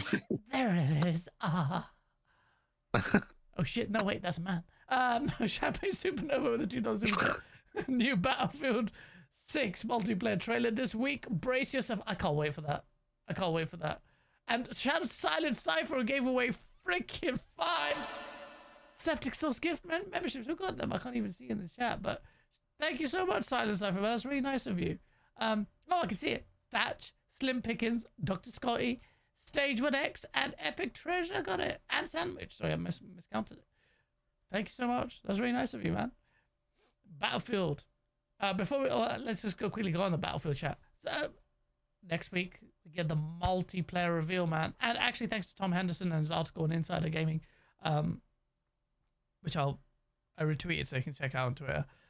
He's shown off. I'm surprised he's allowed to show this, but showed off the leaked footage of the gameplay. It looks a lot like Battlefield 4 and 3, which is good. It's not less Battlefield 2042. And they've given the option to have closed off classes and open ones. Now, I like the fact that they have that option. That's good, as opposed to not giving us any choice. But I also think it's a bit sad, or not sad, but it makes me question, like, if it's not woven that hard into the design of the game, then how meaningful is it? You know, because the game balance was with the other games, the weapons were locked off to certain classes. This is now just an option. How effective is that going to be? I guess we'll find out. But are you excited for Battlefield? Call it shortly. After all the bollocks COD skins, Battlefield is your savior. You should be hyped up for it. You should be back in this like no tomorrow. Come on, man. I should be. But then you just think like, it's EA. It's fucking EA. So the EA are like at the apex of disappointment. You know, so it's like, I want to be hyped for it. I've had like 2 viral tweets this month. Both of them were sort of like old man yelling at Cloud about fucking COD skins and then saying how Battlefield 6 is going to be good. I think that tweet got like 3.5 million impressions. Damn. And all it was me quote tweeting the Beavis and Butthead bullshit and just being like, God, please make Battlefield 6 good. And that just like, the tweet went viral as hell. And I really think there is this undercurrent of people who are just sick of the Fortnite-fication of Call of Duty and just want something more, just a little bit more grounded, you know. But when I ask for it for Halo, I get freaking vilified. Why? I don't know. Does Halo have Beavis and Butthead skins? Well, Halo has freaking. What doesn't have Beavis and Butthead skins? That's a bit too. I mean, freaking Call of Duty is ridiculous, man. I'm pretty sure they got Nicki Minaj in there doing some random shit, and then it's gone way too far. They've gone way too far with it, and I think like, if that's what the youth wants, that's fine, but like I don't want it. I don't care for it personally. I think there's a balance to be struck between like the integrity or the visual integrity or the tonal integrity of a game and then chasing the dollar, because then you completely dilute the freaking product or the vision of the product. It just I think becomes I think as games age, you know, there's a generational split here, right? So like they are thinking to the future, and they're like, okay, what do kids play? They play Fortnite. What do they pay for in Fortnite? Oh, they pay for like Goku skins and John Wick and all this other bullshit. So we need that in Call of Duty to appeal to the next generation, right? The problem is like they're gonna alienate the older, grayer, back pain generation, us, me and you, and Rand, especially Rand, who's much older than me and you. Yeah, much older. And Paris as well. Paris is much older than me and you. So, you know, the older gentleman, the elderly gamer. The dinosaurs. So, the dinosaurs. So, like, we like don't want that stuff, or a lot of us don't want that stuff. I've seen plenty of Paris. I knew that perk up Paris, but like, but this is the sort of like people. There's plenty of people of our age who don't want that shit, right? So they've alienated us. So now we're hoping that Battlefield doesn't do that stuff. But maybe Battlefield's sitting there and EA's sitting there thinking like, bro, we need these skins as well, man. Maybe Battlefield's already got like, I don't know, Powerpuff Girls skins lined up. No way. They can't do that. I don't know. Vince Zampella would not allow that. I think I say that. I'd hate to be wrong on this. What kind of skins does Apex Legends have? Because I'm not familiar with Apex Legends. Oh, Apex Legends has crazy kind of skins. It has like all sorts of, because its visual tonal style kind of lends itself to it. It has that kind of almost Overwatchy style. So yeah. I think Overwatch does it in quite a clever way. It's like in Overwatch, it's like the characters are cosplaying those characters or something. With Apex Legends, very similar to that kind of thing.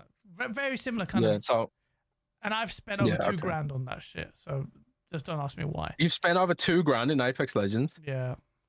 You are the reason the industry's dying. You're the problem. I'm also. Don't ask me how much I've spent in World of Warcraft. Don't ask me that. Oh, what? It's way more than $2,000. You're the reason why it's freaking this. Way more than $2,000. Oh shit! Way more than $2,000. Well, I haven't bought gold for you. You don't need to buy gold anymore. I used to buy gold during the Burning Crusade, like 18 years ago. Yeah, same. But you don't need to buy gold anymore. But like, bro, I spend so much money on like race changes because I get bored of playing the race. And changing your race in that game costs like $15. That's ridiculous. The subscription as well. Server changes, name change, all those kind of services cost money. I spend so much on that shit because I get bored, man. I got like no attention span, and I'm just like, you know what? I'm gonna race change again for the 8th time this month. That's crazy. They're just making money ham over fist on that stuff as well. Oh, there are skins too as well in WoW. The mount, they let you buy mounts a lot. Oh my god, they just ruined it. They sold $100 mount. That's ridiculous. They're just a dinosaur with an auction house NPC on it for $100. Oh my god.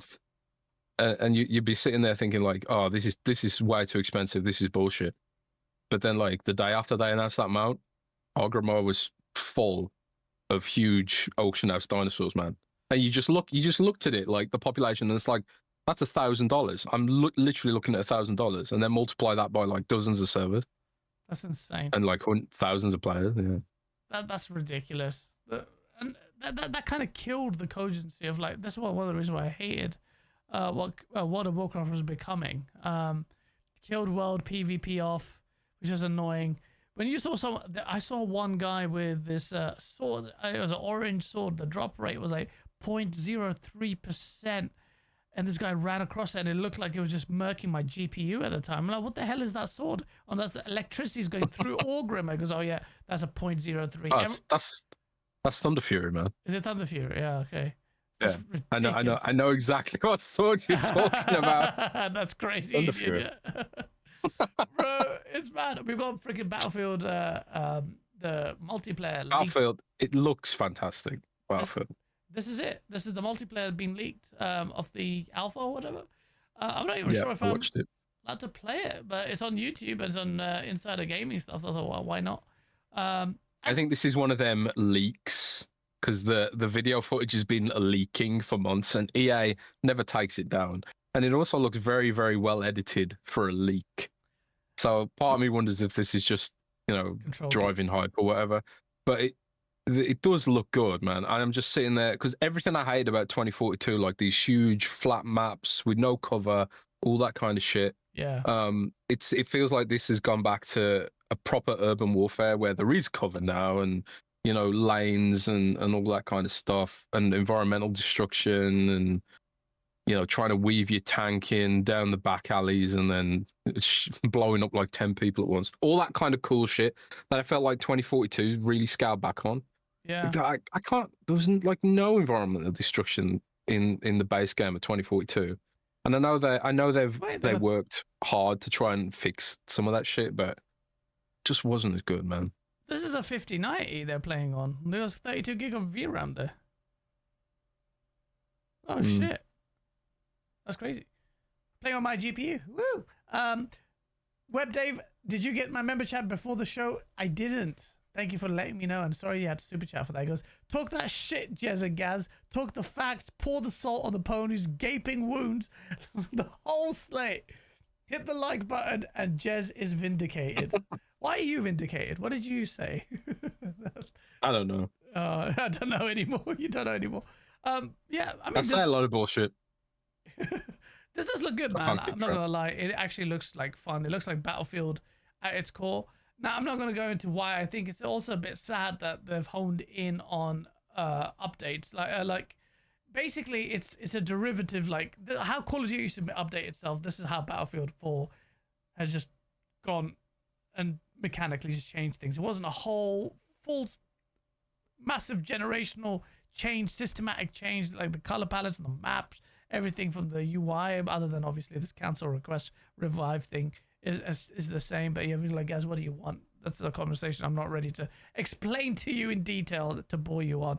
But other than the fact that this actually looks really good. I need Battlefield to be good. I need the aerial combat to be good in this game. I need the maps to be good. I need the freaking size of the aerial maps to be decent. So we're not flying in this tiny little freaking play space. But you can do a lot. I'm actually looking forward to the single player as well, because we got the single player trailer. Obviously, the thing with Battlefield, Jez, is that they always look. Even Battlefield 2042 looked sick in the with the trailers. So I would just err on the side of caution there. But I remember waiting for the teaser, and I was expecting a lot more. But then they just said the multiplayer's coming later, and here it is. But I hope they replicate the jet mission from the frigate where you launch. That you must have seen the clip, like the jet's taking off on the ship, and everyone's like, "Oh, but That's this is funny. Battlefield. Was that Battlefield 4? 3. Oh, 4? I think it was 4. I don't know. Chat, was it 3 or 4? I think it was 4. Look at this, the visual. I mean, you can tell this visually is going to be amazing. I hope they have night vision missions as well. I thought they were really cool in Call of Duty. Sound design has always been epic in Battlefield. I know. Yeah, and this is gonna be different studio doing the single player. So you're gonna get a different flavor of the different studios work with the single player that hasn't been distracted by the multiplayer or vice versa. So he hasn't taken away the efforts. That's why this is costing, I think, 400 million or something ridiculous to make, because of the collaborative effort of multiple studios working on the various different parts of this game. But this looks good, and I'm really excited. And leaks suggest that this is some data mining, and some leaks have suggested, and I think there was some website that kind of gave away the release date. But Battlefield 6 is looking to be revealed. And there's the multiplayer revealed July 31st. But the release date is actually what gets me excited. It's supposed to be the 10th or the 11th of October this year, which I think is really good. In time for my birthday. When's your birthday? Around there. Oh shit! Oh shit! But yeah, man, that's good news. October, great. I don't want this to come out anywhere near March of next year. That's GTA time. Give this time to breathe. October is when you need to release it, in my opinion, or thereabouts. So I'm What if GTA gets delayed another year, bro? which you might. Well, no, don't say that. Don't you dare say that. Don't you dare say that, bro. Don't you dare say that. That would It might kill get me. delayed. A year? I said, okay, it will another get year, delayed. I'd be shocked if it didn't get delayed, but a year? Don't give me a year, bro. That's just too much. That's just too much. I have to plan my life, and I can't plan my life with GTA having an undisclosed release date that keeps shifting. So, yeah. What else was I going to talk about? We talked about. I know I was late by half an hour, but how long have we been going on for? 2 hours? How long have we gone for? It's up to you, man. I'm good. Are you sure? I thought I'd be tired, but I slept all that early. You sure? Yeah. I only just woke up. As long as you don't have to leave. No. GTA 6 will be best played on the next gen Xbox. What? Oh, assuming it comes out in the next Xbox comes out. Wait, are we saying the next Xbox is coming out in 2026 or 2027? There was some rumors about that, but from what I've seen, like with the cache of information I got when I leaked the Xbox Ally, Kenan, exclusively on WindowsCentral.com, by the way. Keenan, The yeah. cache of information I got with that suggested that 2027 was the landing strip, but you know, plans can always change when it comes to that stuff. I really like leaking things that are like imminent, because it's like if you're predicting something that's years out, no one's going to remember, you know. But if it's like something that happened next week, then it's like, hey, you know. Yeah, but anyway, like when you're predicting things that are happening years out, anyone can say like, oh, it could be this and that and the other, and no one will remember. But honestly, like the data that I did have was 2027. But I don't know. Plans can change, right? Well, if you say it early on and an older kind of insight or leak or prediction, and you get it right, I think it's a lot more. I don't know. It has a lot more source to it than I don't know. Maybe. It's also harder though, because plans can change, right? That's true. That's actually a good point. I think a lot of people would come at you for. I don't know. I can't think of examples that they're like, but plans. Yeah, change all the time. I don't like setting myself up to get caught out. It's like, oh, hang on, 2 years ago you said this was coming out in 2026. Yeah, exactly. And then it's coming in 2027. It's like, oh shit. Absolutely, that's where you get murked. Nah, bloody headset disconnected again. All right, no worries. You sort that out. Let me read the chat. GTA 6 will be 30 FPS on Xbox and PS5 Pro. We saw this from... Connect, please. There we go. Detective Seeds. Can you hear them? Are we back? We're back. Yeah, I can hear you now. Detective Seeds, who has been on my Game On Daily Show once and has been in the chat before, is making some proclamations of late.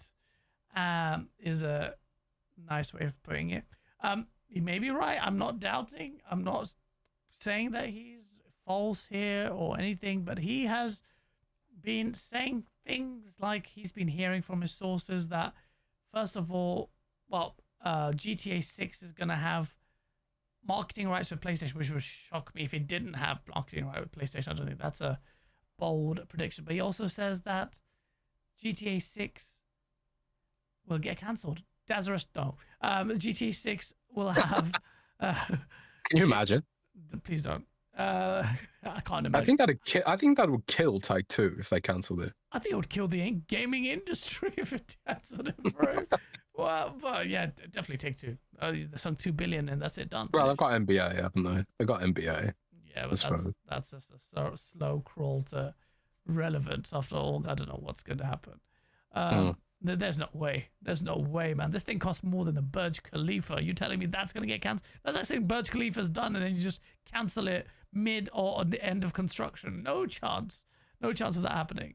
But Detective Seeds thinks that has announced that his insiders are telling him that not only is the PS5 Pro running at 60, it's guaranteed that they've got it working at 60 or for the PS5 Pro version. And that they've got marketing for it. Do you believe that? I'm not saying that he's lying, but maybe sources can be wrong. I don't know. Yeah, man. I mean, it's a bold prediction to put out there because obviously if he's wrong, everyone's going to come for him, right? Because everyone will be excited about that now. So it's a pretty bold thing. It's a bold thing to say. Like even if I had like concrete sourcing, it's something I'd sit there thinking like, do I have the balls to put this out there? Because if it's wrong, it's my ass, right? Even if my source was telling me, I would be very careful about that. But he put it out there very quickly. Yeah. But like Detective C's like, but you might be right. I don't know what his track record's like, but I've seen some things that he said that I can't remember exactly what it was, but I remember seeing something that he said that was like something I verified. So I was like, oh, okay, maybe he does have a source. Oh yeah. Okay. You know, so I can't remember what it was. My memory's terrible. So, I mean, it could be true. I'm not that familiar with, you know, how the PS5 Pro set up, but it would be like it would be a feather in Sony's cap to be able to say, hey, we've got the best performing version of Grand Theft Auto, because obviously it's not coming on PC initially, is it, right? Yeah, exactly. And then Microsoft could shoot back and say, hey, we've got the cheapest way to play it on xCloud or something like that. You know, if they manage to get it onto xCloud as a stream your own game kind of property, because GTA has supported xCloud quite a lot, you know, but it's typically been through Game Pass. But I'd have to imagine, like, as Microsoft expands stream your own game, Microsoft could just be like, yeah, okay, well, we'll be the only platform that has the cloud version of it. Because there's places where, like, people don't even buy consoles, but they've got xCloud on their TV and shit like that. And presumably by then, Xbox might have started rolling out its higher bitrate cloud servers, which, by the way, I think the code names for those came in last week. For what? The next consoles? Next gen xCloud servers. Oh, what are they? What does it matter? Cloud No, servers? it doesn't really matter. Who gives a shit about that? Yeah, but it would be the cheapest way to play GTA, right? Okay. But I don't know. It's not about the cheapest way.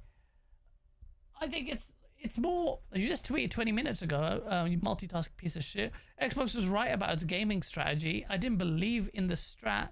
Thought it was just going to hurt the install base and drive publishers away in huge numbers. But as time goes on and pieces fall into place, it seems increasingly like it has made all the right moves, says good old Jess Corden.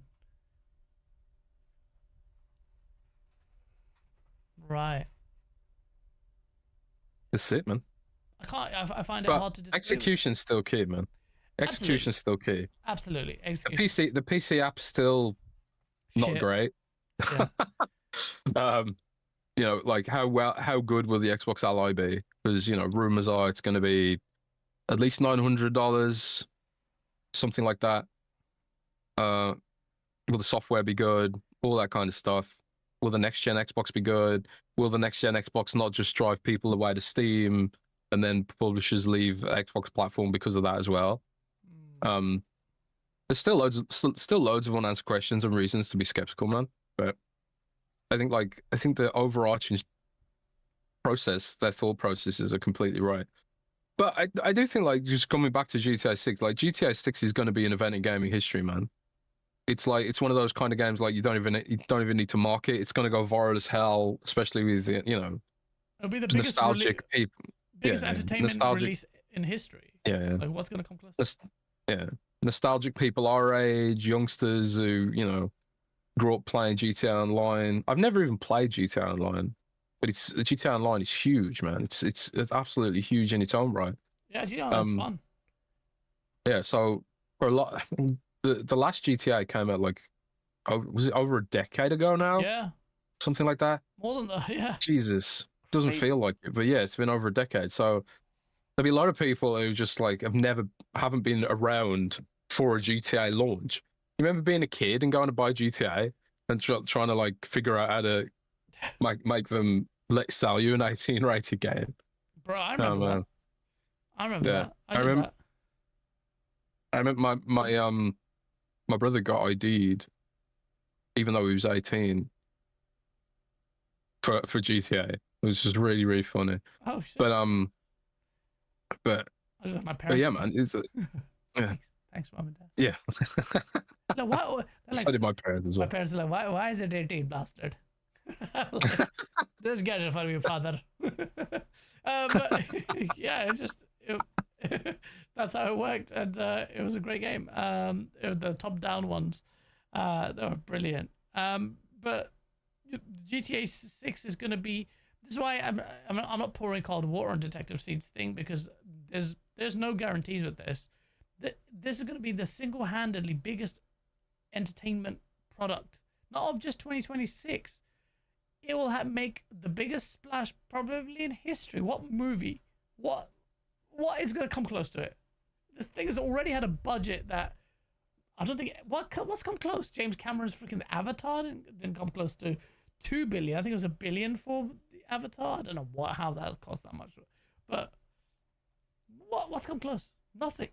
GTA 6 is going to be the one. So if you're Sony and you got marketing rights, if you have marketing rights, you send out a whole freaking team, and I mean a building full of people, to make sure that somehow they leverage the PS5 Pro. Because if the PS5 Pro runs it at 60, then someone like me would consider buying it just for that one game. I would buy a PS5 Pro just for GTA 6, even though I know that thing's going to be. Well, you've got fuck you money though. I don't have. You're low. I'm just shit with my You money. got 5090, bro.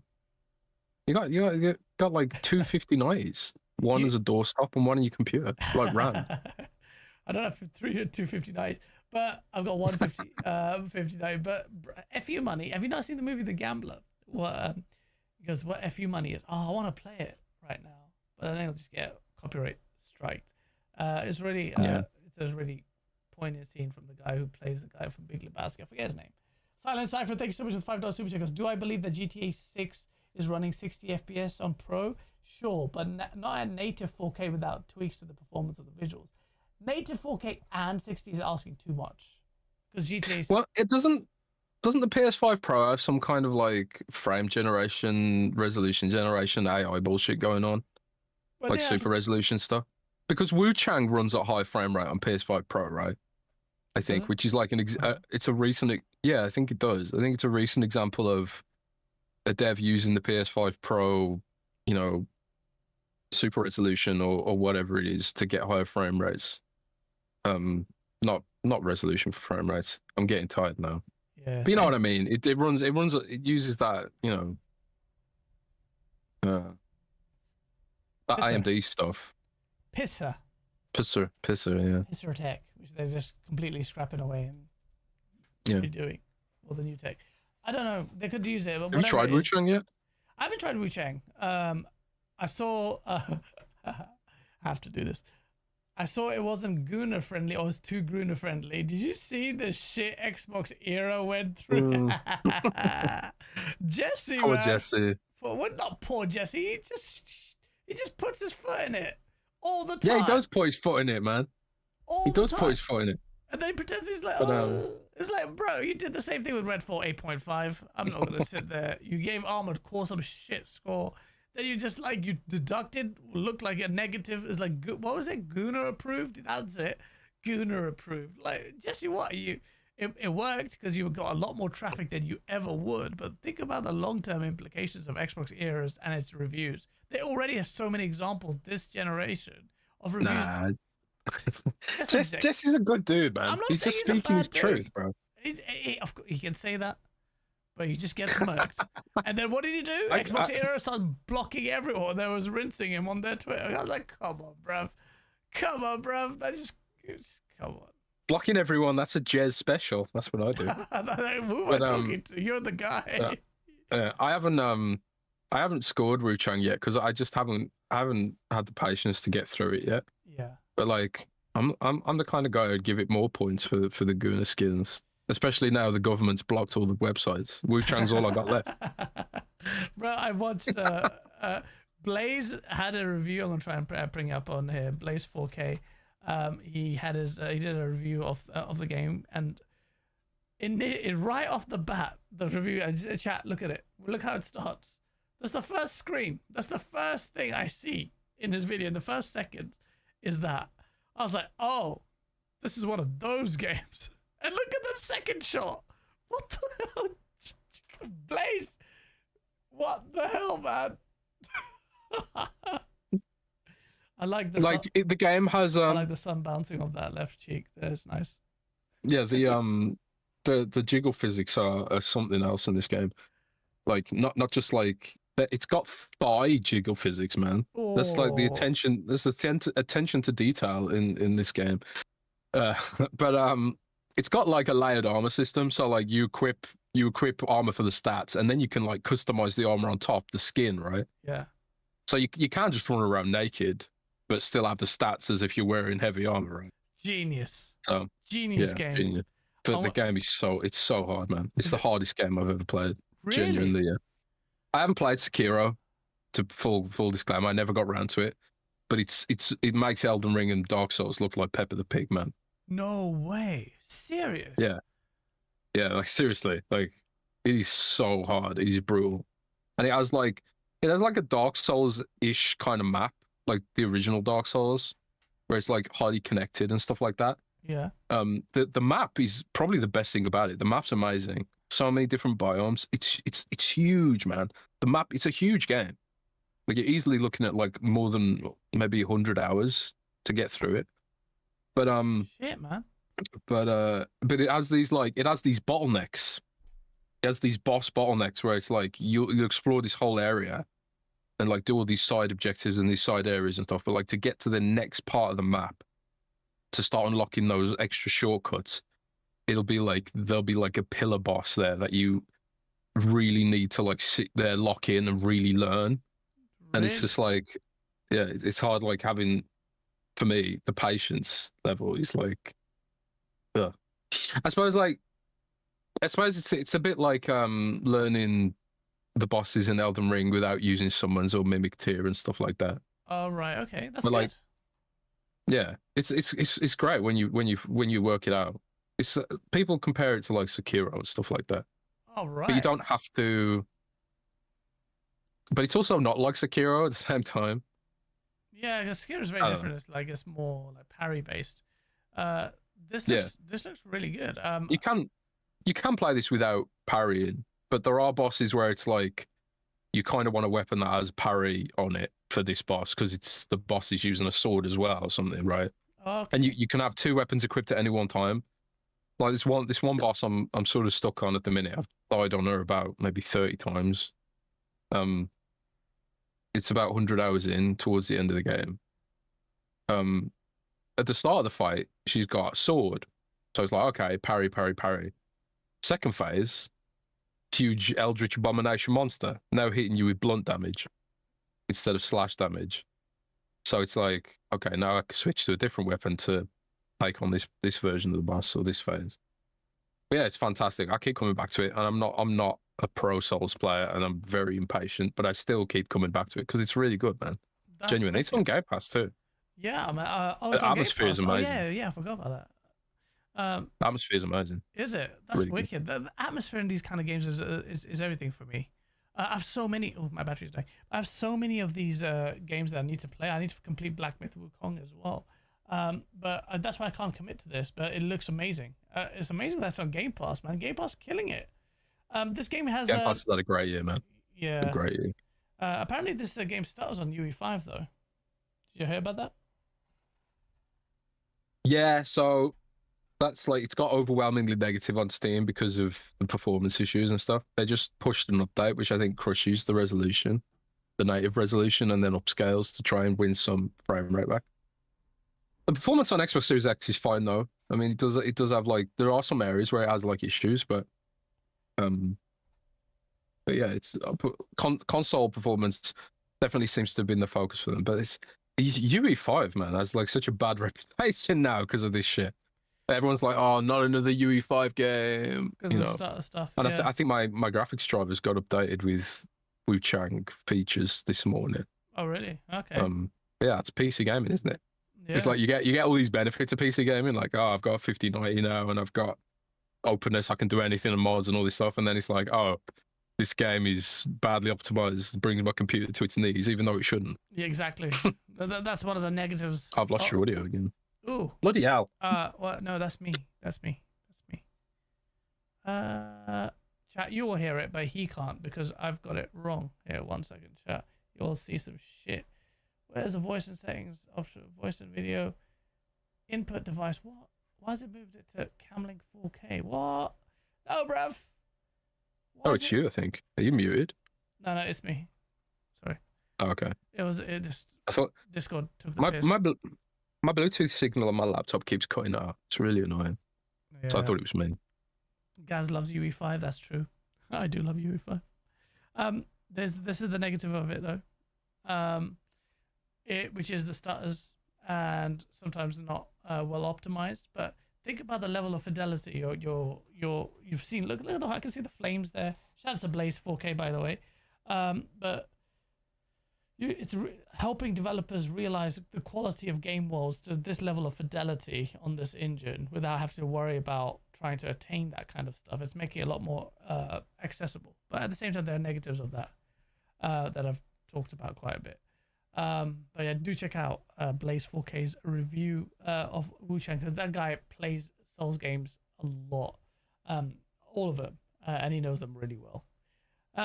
Before we go and wrap it up, let me wrap up because I'm conscious of the time. Also, it's hot in here, and I think it's just making me just comatose. What else did we miss? You shared an article that was a bit spicy, which I saved, which I liked. It was little Satya. He said he felt really bad. Oh, and he was taking money and he's wiping his eyes off with it.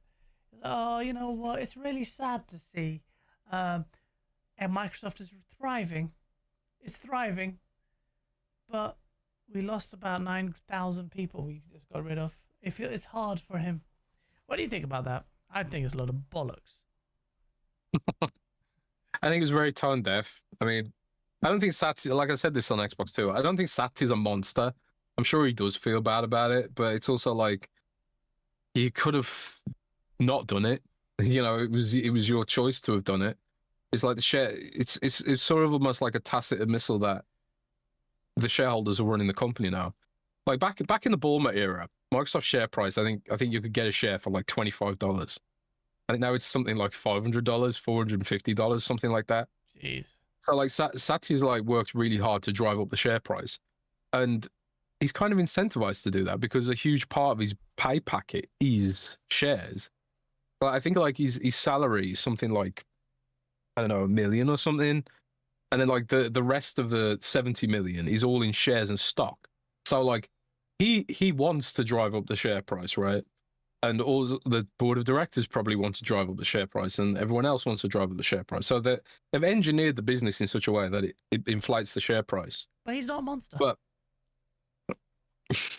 Come on, But I doubt he's like, you know, doing rituals and consuming human flesh in a your dark place. barometer for? That's the standard. As long That's as the bar. Not... That's the bar, yeah. But yeah, it's But yeah, I don't know. But yeah, it's like I said, like it was his decision. Him and Amy Hood made the choice to do this. They chose the shareholders over the individuals, and also like the culture as well, because now there's like this chilling effect. Morale's bad. Everyone's scared of being laid off, and like even within that letter he wrote, he's like, by every metric, we're objectively doing great, but we still had to lay people off. And it's like, well, okay, so you're basically admitting that the system we live in no longer rewards success. Wow. You know? Yeah, that's basically what he's saying. Mm-hmm. And there's, like it goes off into a more existential issue, not just with, you know, Microsoft, but like the system in its entirety. Yeah. The people like Satya, the tip of that spear, they make these decisions. So it's like it was an absolutely tone deaf loads of bullshit. And it just kind of like what it kind of underpins to me is like how damaging this has been inside of Microsoft, because he could have just said nothing. But this was like an attempt to clearly address some ongoing turmoil internally at Microsoft. Or because to pacify shareholders. Yeah, maybe. I think it's that. I mean, share price is up though. Share prices are up, but then you have to also, you can't just keep it that way. That 9,000 people, like the shareholders want to be appeased about the future prospect of it. So say Xbox is thriving. Well, yeah, there's that too.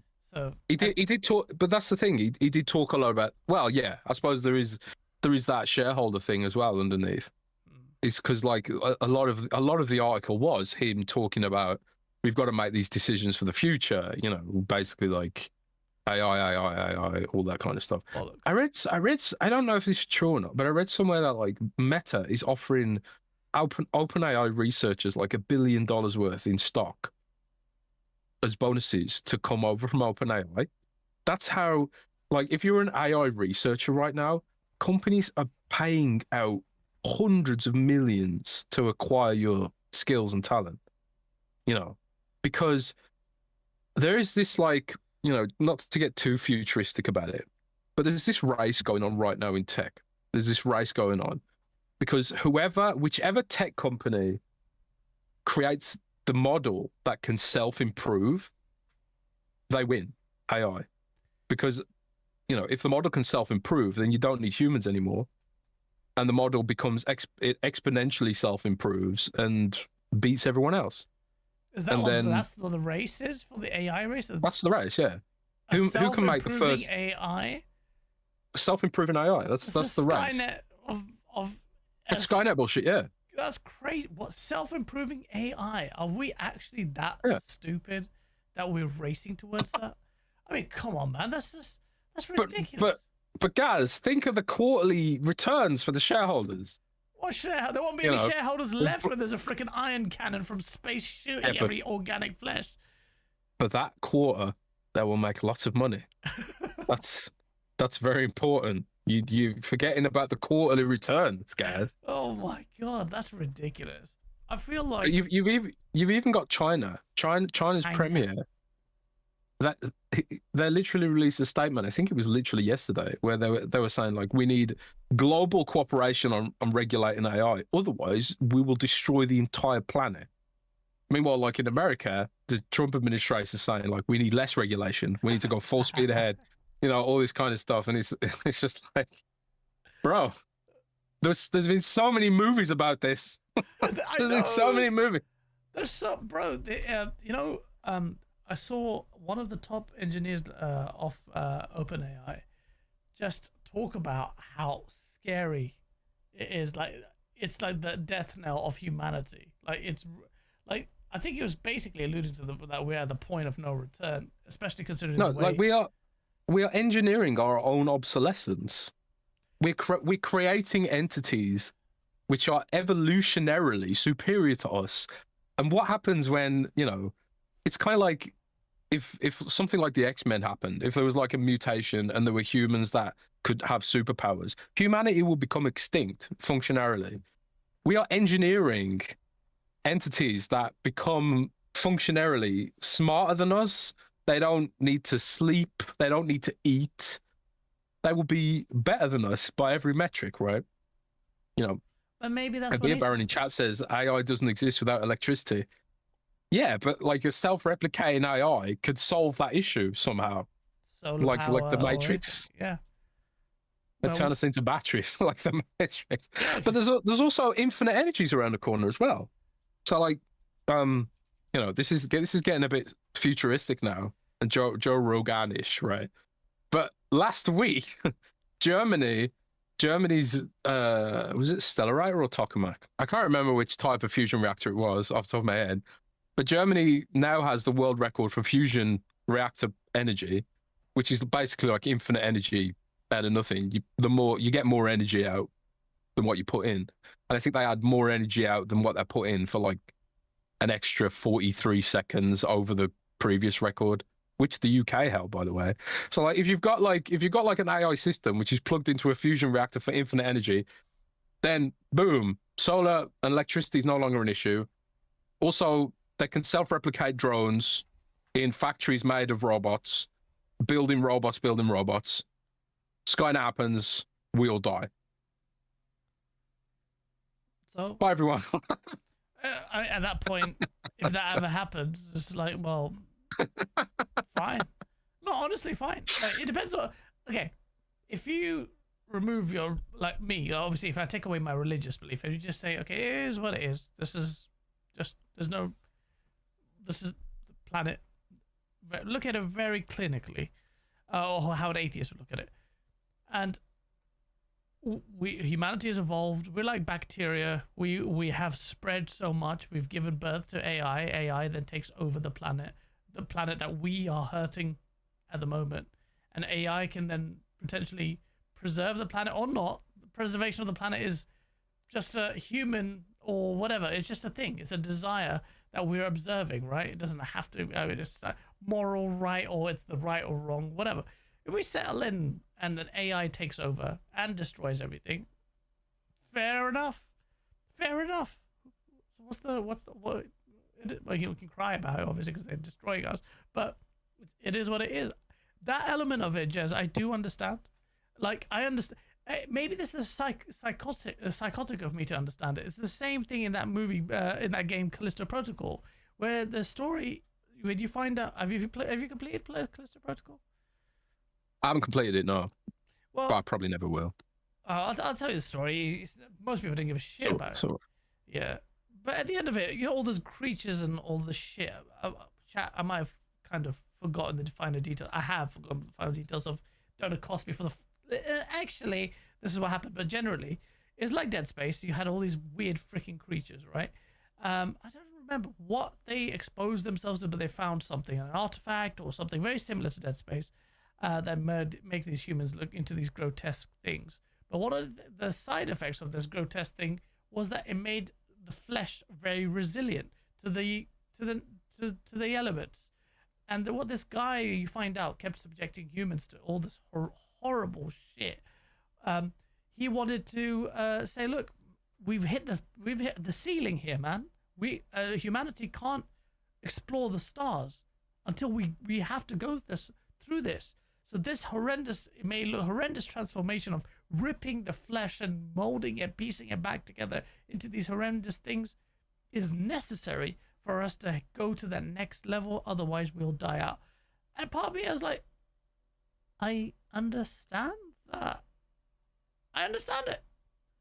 If that guy gave me a decent enough pitch and a decent enough salary, maybe I would have done it. I'd be like, all right, I'll help you. Let's grab some kids and just kill them. That's what Satya Nadella is. We're getting metaphysical now. This is not like a whole branch of philosophical study called transhumanism, which is like a lot about like some of the endings of Cyberpunk, right? It's basically like digitizing humanity.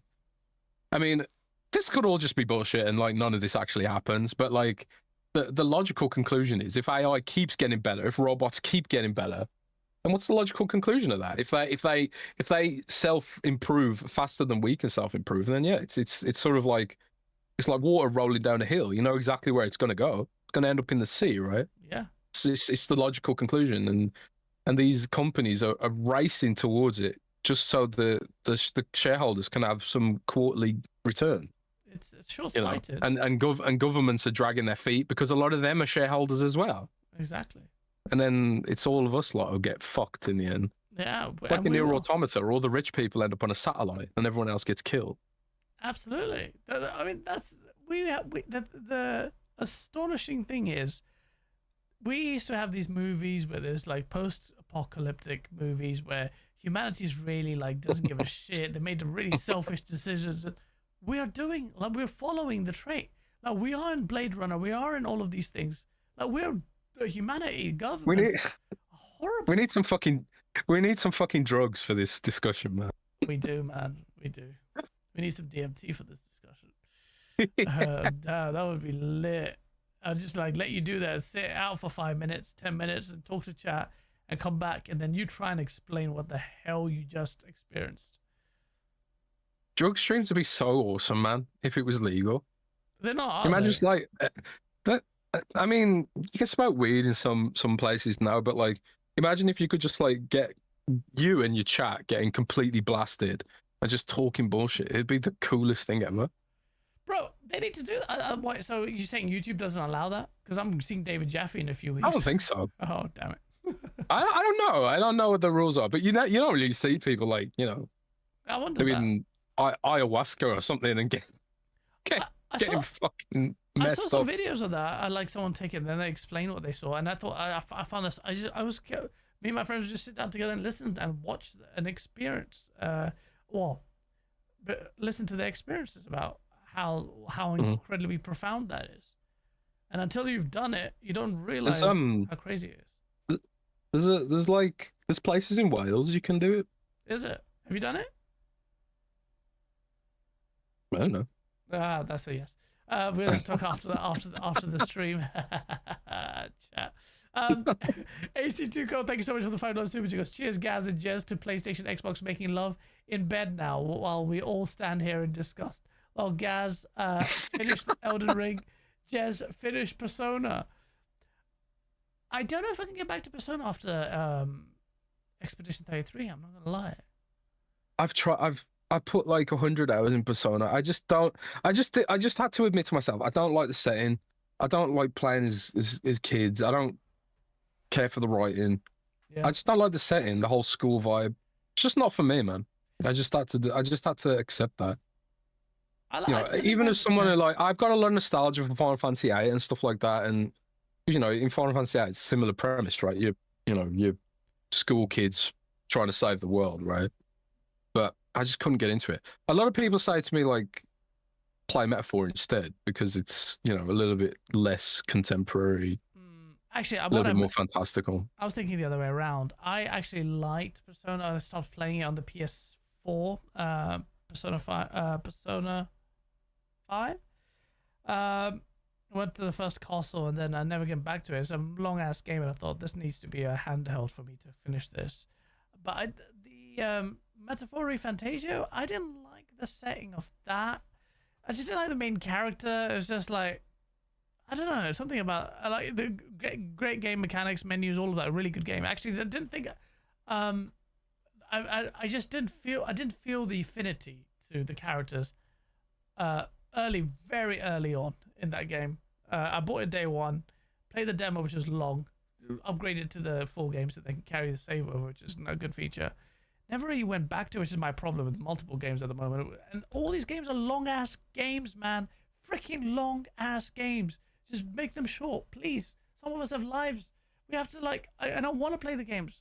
But I've been playing Donkey Kong. Bro, Donkey Kong. Have you played Donkey Kong? Donkey Kong is crack. It is crack. I played the very, not the 80s one, but I played like the first rare one with the 3D pre-rendered graphics. Yeah, no, this is nothing. I haven't played it since then. Bro, I've never touched Donkey Kong apart from those maybe early versions of the games. Bro, this game is very different, man. It is crack. Like, you go in and you can basically just smash through the level. You have to understand, this is Red Faction on crack. Like, remember the old Red Faction where you just made holes in the wall and see how far it went? This is, you just smash through the entire level. You can go through just go down. You just be shocked at how much more further you can go.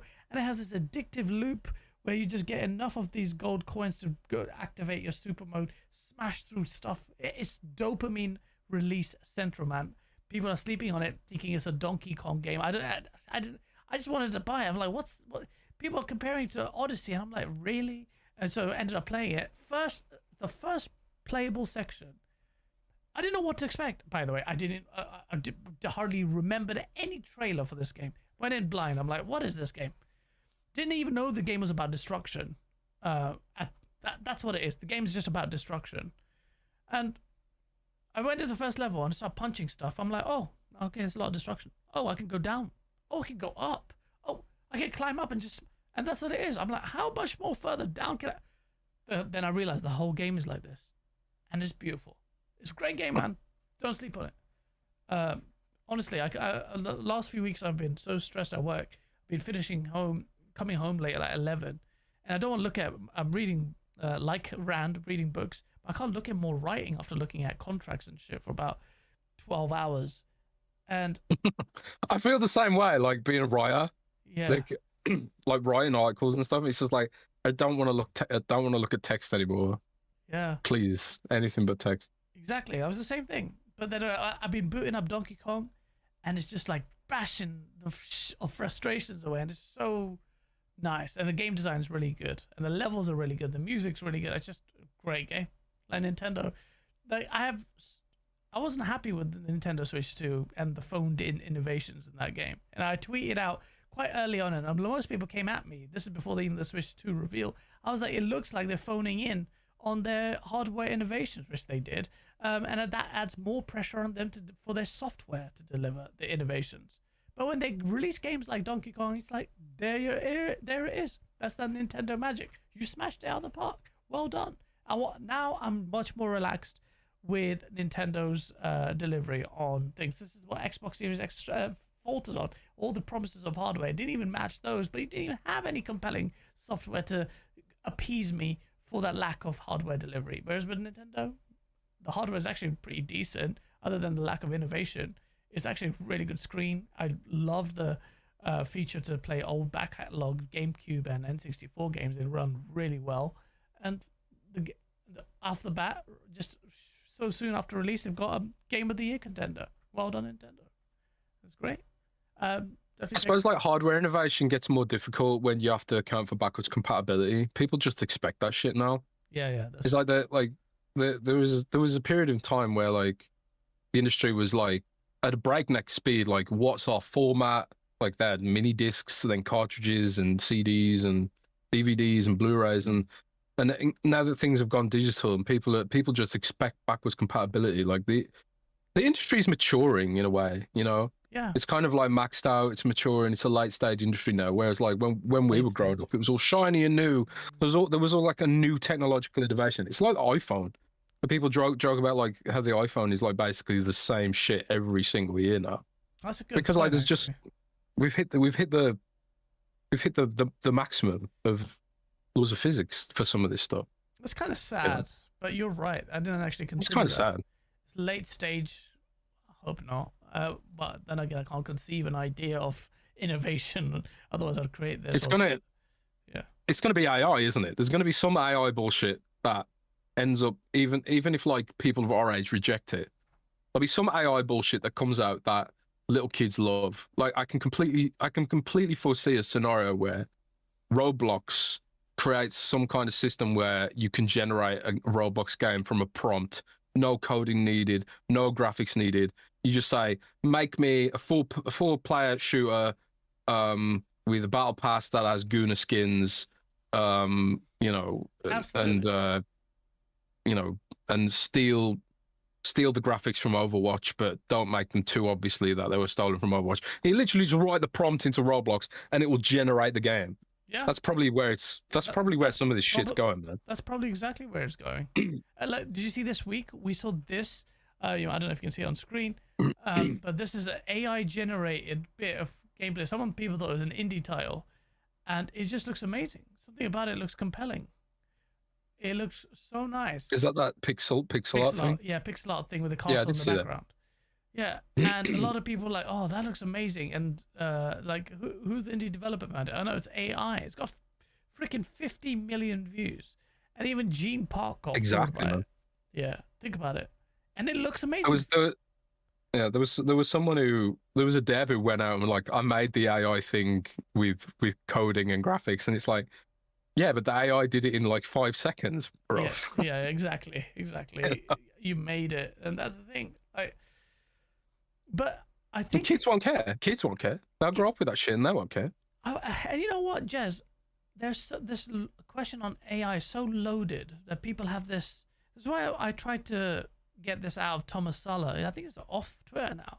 I was like, bro, because he hated AI, and I kept goading him and just prodding him like, I love AI. Obviously hating it, laying it on thick just to be antagonistic. But at the same time, like, AI can invoke emotion, can help generate memes. I've used AI to generate jokes, memes that made people laugh. AI has created a sense of wonderment. Sure, how you can talk about it pulls and borrows data and ideas from human artists and stuff, and that's an ethical issue.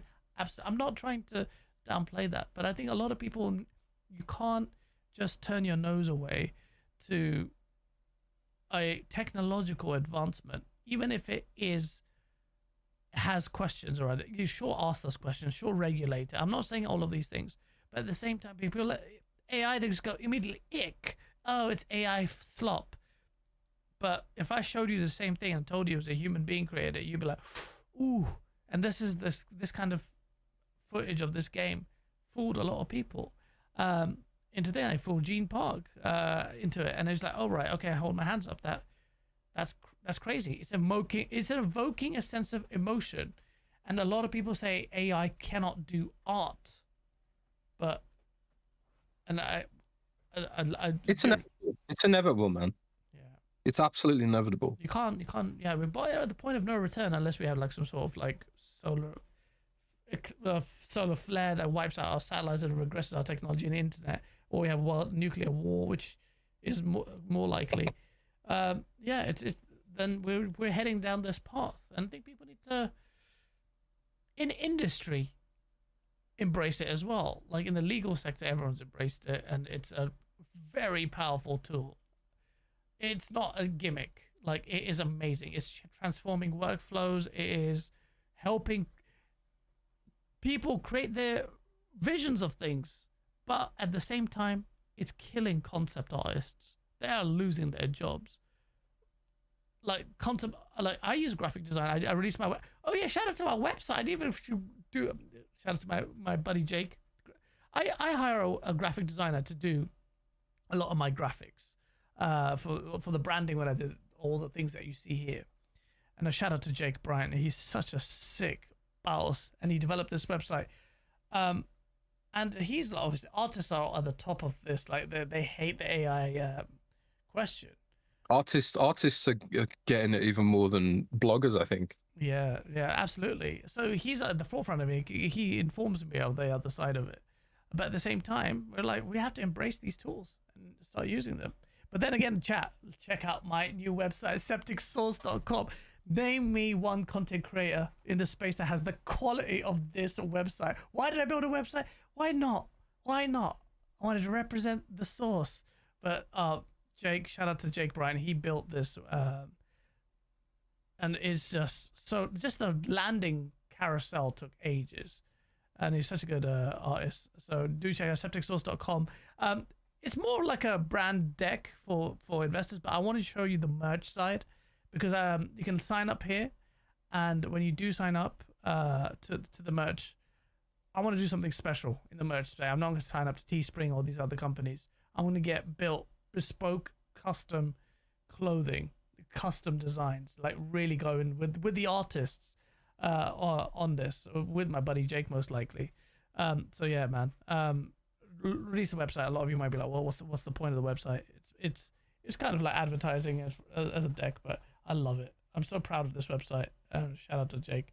And I can't wait to reveal what I want to do with merch, because I just want to make it source. I want the best merch for you guys, man. It's all about making money. If it's about making money, I'll just shit out Teespring and just upcharge you. How many times have you guys asked me for the hats and stuff? But I still want to do it that way. I just want to release it with quality. Sorry, I don't know. We're going a bit of a thing here. Where Jez is like, what the fuck are you talking about? No, go on. Mighty Sure, Guy, sure, man. no, but still. Mighty Guy Brush, thank you so much for the £2 super chat. So what mankind will end? But God of War and Xbox? No. Oh, so what? Mankind will end, but God of War and Xbox? No. Yeah. For some people, that's worse. They would rather humanity ended. And I can name some ponies who would rather let the world get destroyed than have a PlayStation first-party title on Xbox. But it's happening. Gaz bringing the source with all these guests week after week, even when he brings ponies on like RPG. Sending love from Taiwan. Thank you so much, Sean Kramer. That's really nice of you. With 150 NT. But it's nice. That's from Taiwan. That's sick. I love that, man. I love that people from all over the globe that just watch the show. That's crazy. Anyway, Jez, we talked the talk. It was fun, man. And we made some memes. I love to talk about it. I love that. You know when now I'm calling you Jez. When Rand came on the show, we talked at the end, talked about random movies and books and stuff, and I loved that. We're talking about random shit. And now we talked about AI and the future. I will say just quickly one thing. I do like the idea of humans and AI merging together. I think that's the future. Like you upload your memory bank, or there was this AI kind of compilation video where AI was asked what it sees humanity in the future, like, and kept going, and humanity turned into more robotic cyborg, and then just turned into like a generator. And I was like, perhaps that's the singularity. And it looks bad. It looks scary. But what if you feel in there? It's like a constant State of bliss. yeah, wanky, like just climax for forever. You never know. It's deep questions Oh man. that we ask our septic source. Jazz, tell the people's man. I hope you had a good time. Man. I had a great time, man. No, I always have a good time, man. Thank you so much, man. Always have a good time. Tell the people what's happening, man. Wait, what's up? What's coming up? Yeah, so find my content on windowscentral.com/author/Jez Corden or /gaming. Also Xbox 2 podcast over on Randolph419 YouTube channel. Also got my own YouTube channel, Jez.c, where we put the Xbox 2 guest shows. Also, I'm thinking I want to start streaming again. I've lost a bit of weight, so I feel a little bit more confident on camera again. So maybe I'll do some streaming again. Absolutely, man. But yeah, thanks for having me, guys. Chat's been awesome. People are laughing about my drapes. It's brilliant. I always tell my girlfriend, like, everyone takes the piss out of the drapes, man. She's like, why? Have we got to change them? They're just like, yes. I mean, it matches the room. There's like the green and the pink color like going across the top. She painted it. It looks awesome in context. Oh yeah. But yeah, it does, like, out of context. Yeah. Looks like The Simpsons. It's a bit grandma-ish. Yeah. Beer Baron says you're in the bathroom. Yeah, exactly. And, Oh, man, yeah, thanks for having me, everyone. No, honestly, thank you for coming on. It's a massive pleasure, and you should stream. Jez Corden's personal channel is linked in the description below, but I'm sure most of you, or if not all of you, are subscribed to it. Do check it out. And yeah, I will upload this onto the streaming platforms after this and do the timestamps in about an hour or so. Thank you so much, everyone. Let me just quickly, before I go, because I hate missing any super chats. I don't think I have this time. Why the hell is this gone? Where is it? Oh, there it is. I've got so many screens from 2 different PCs. I don't know which mouse and which screens. I think I've read everything. Thank you so, honestly, thank you so much. Smash the like button. Sorry I was late, but I was working on a source video, and there's a lot more content to come. Thank you, Sony and PlayStation. Yeah. Peace.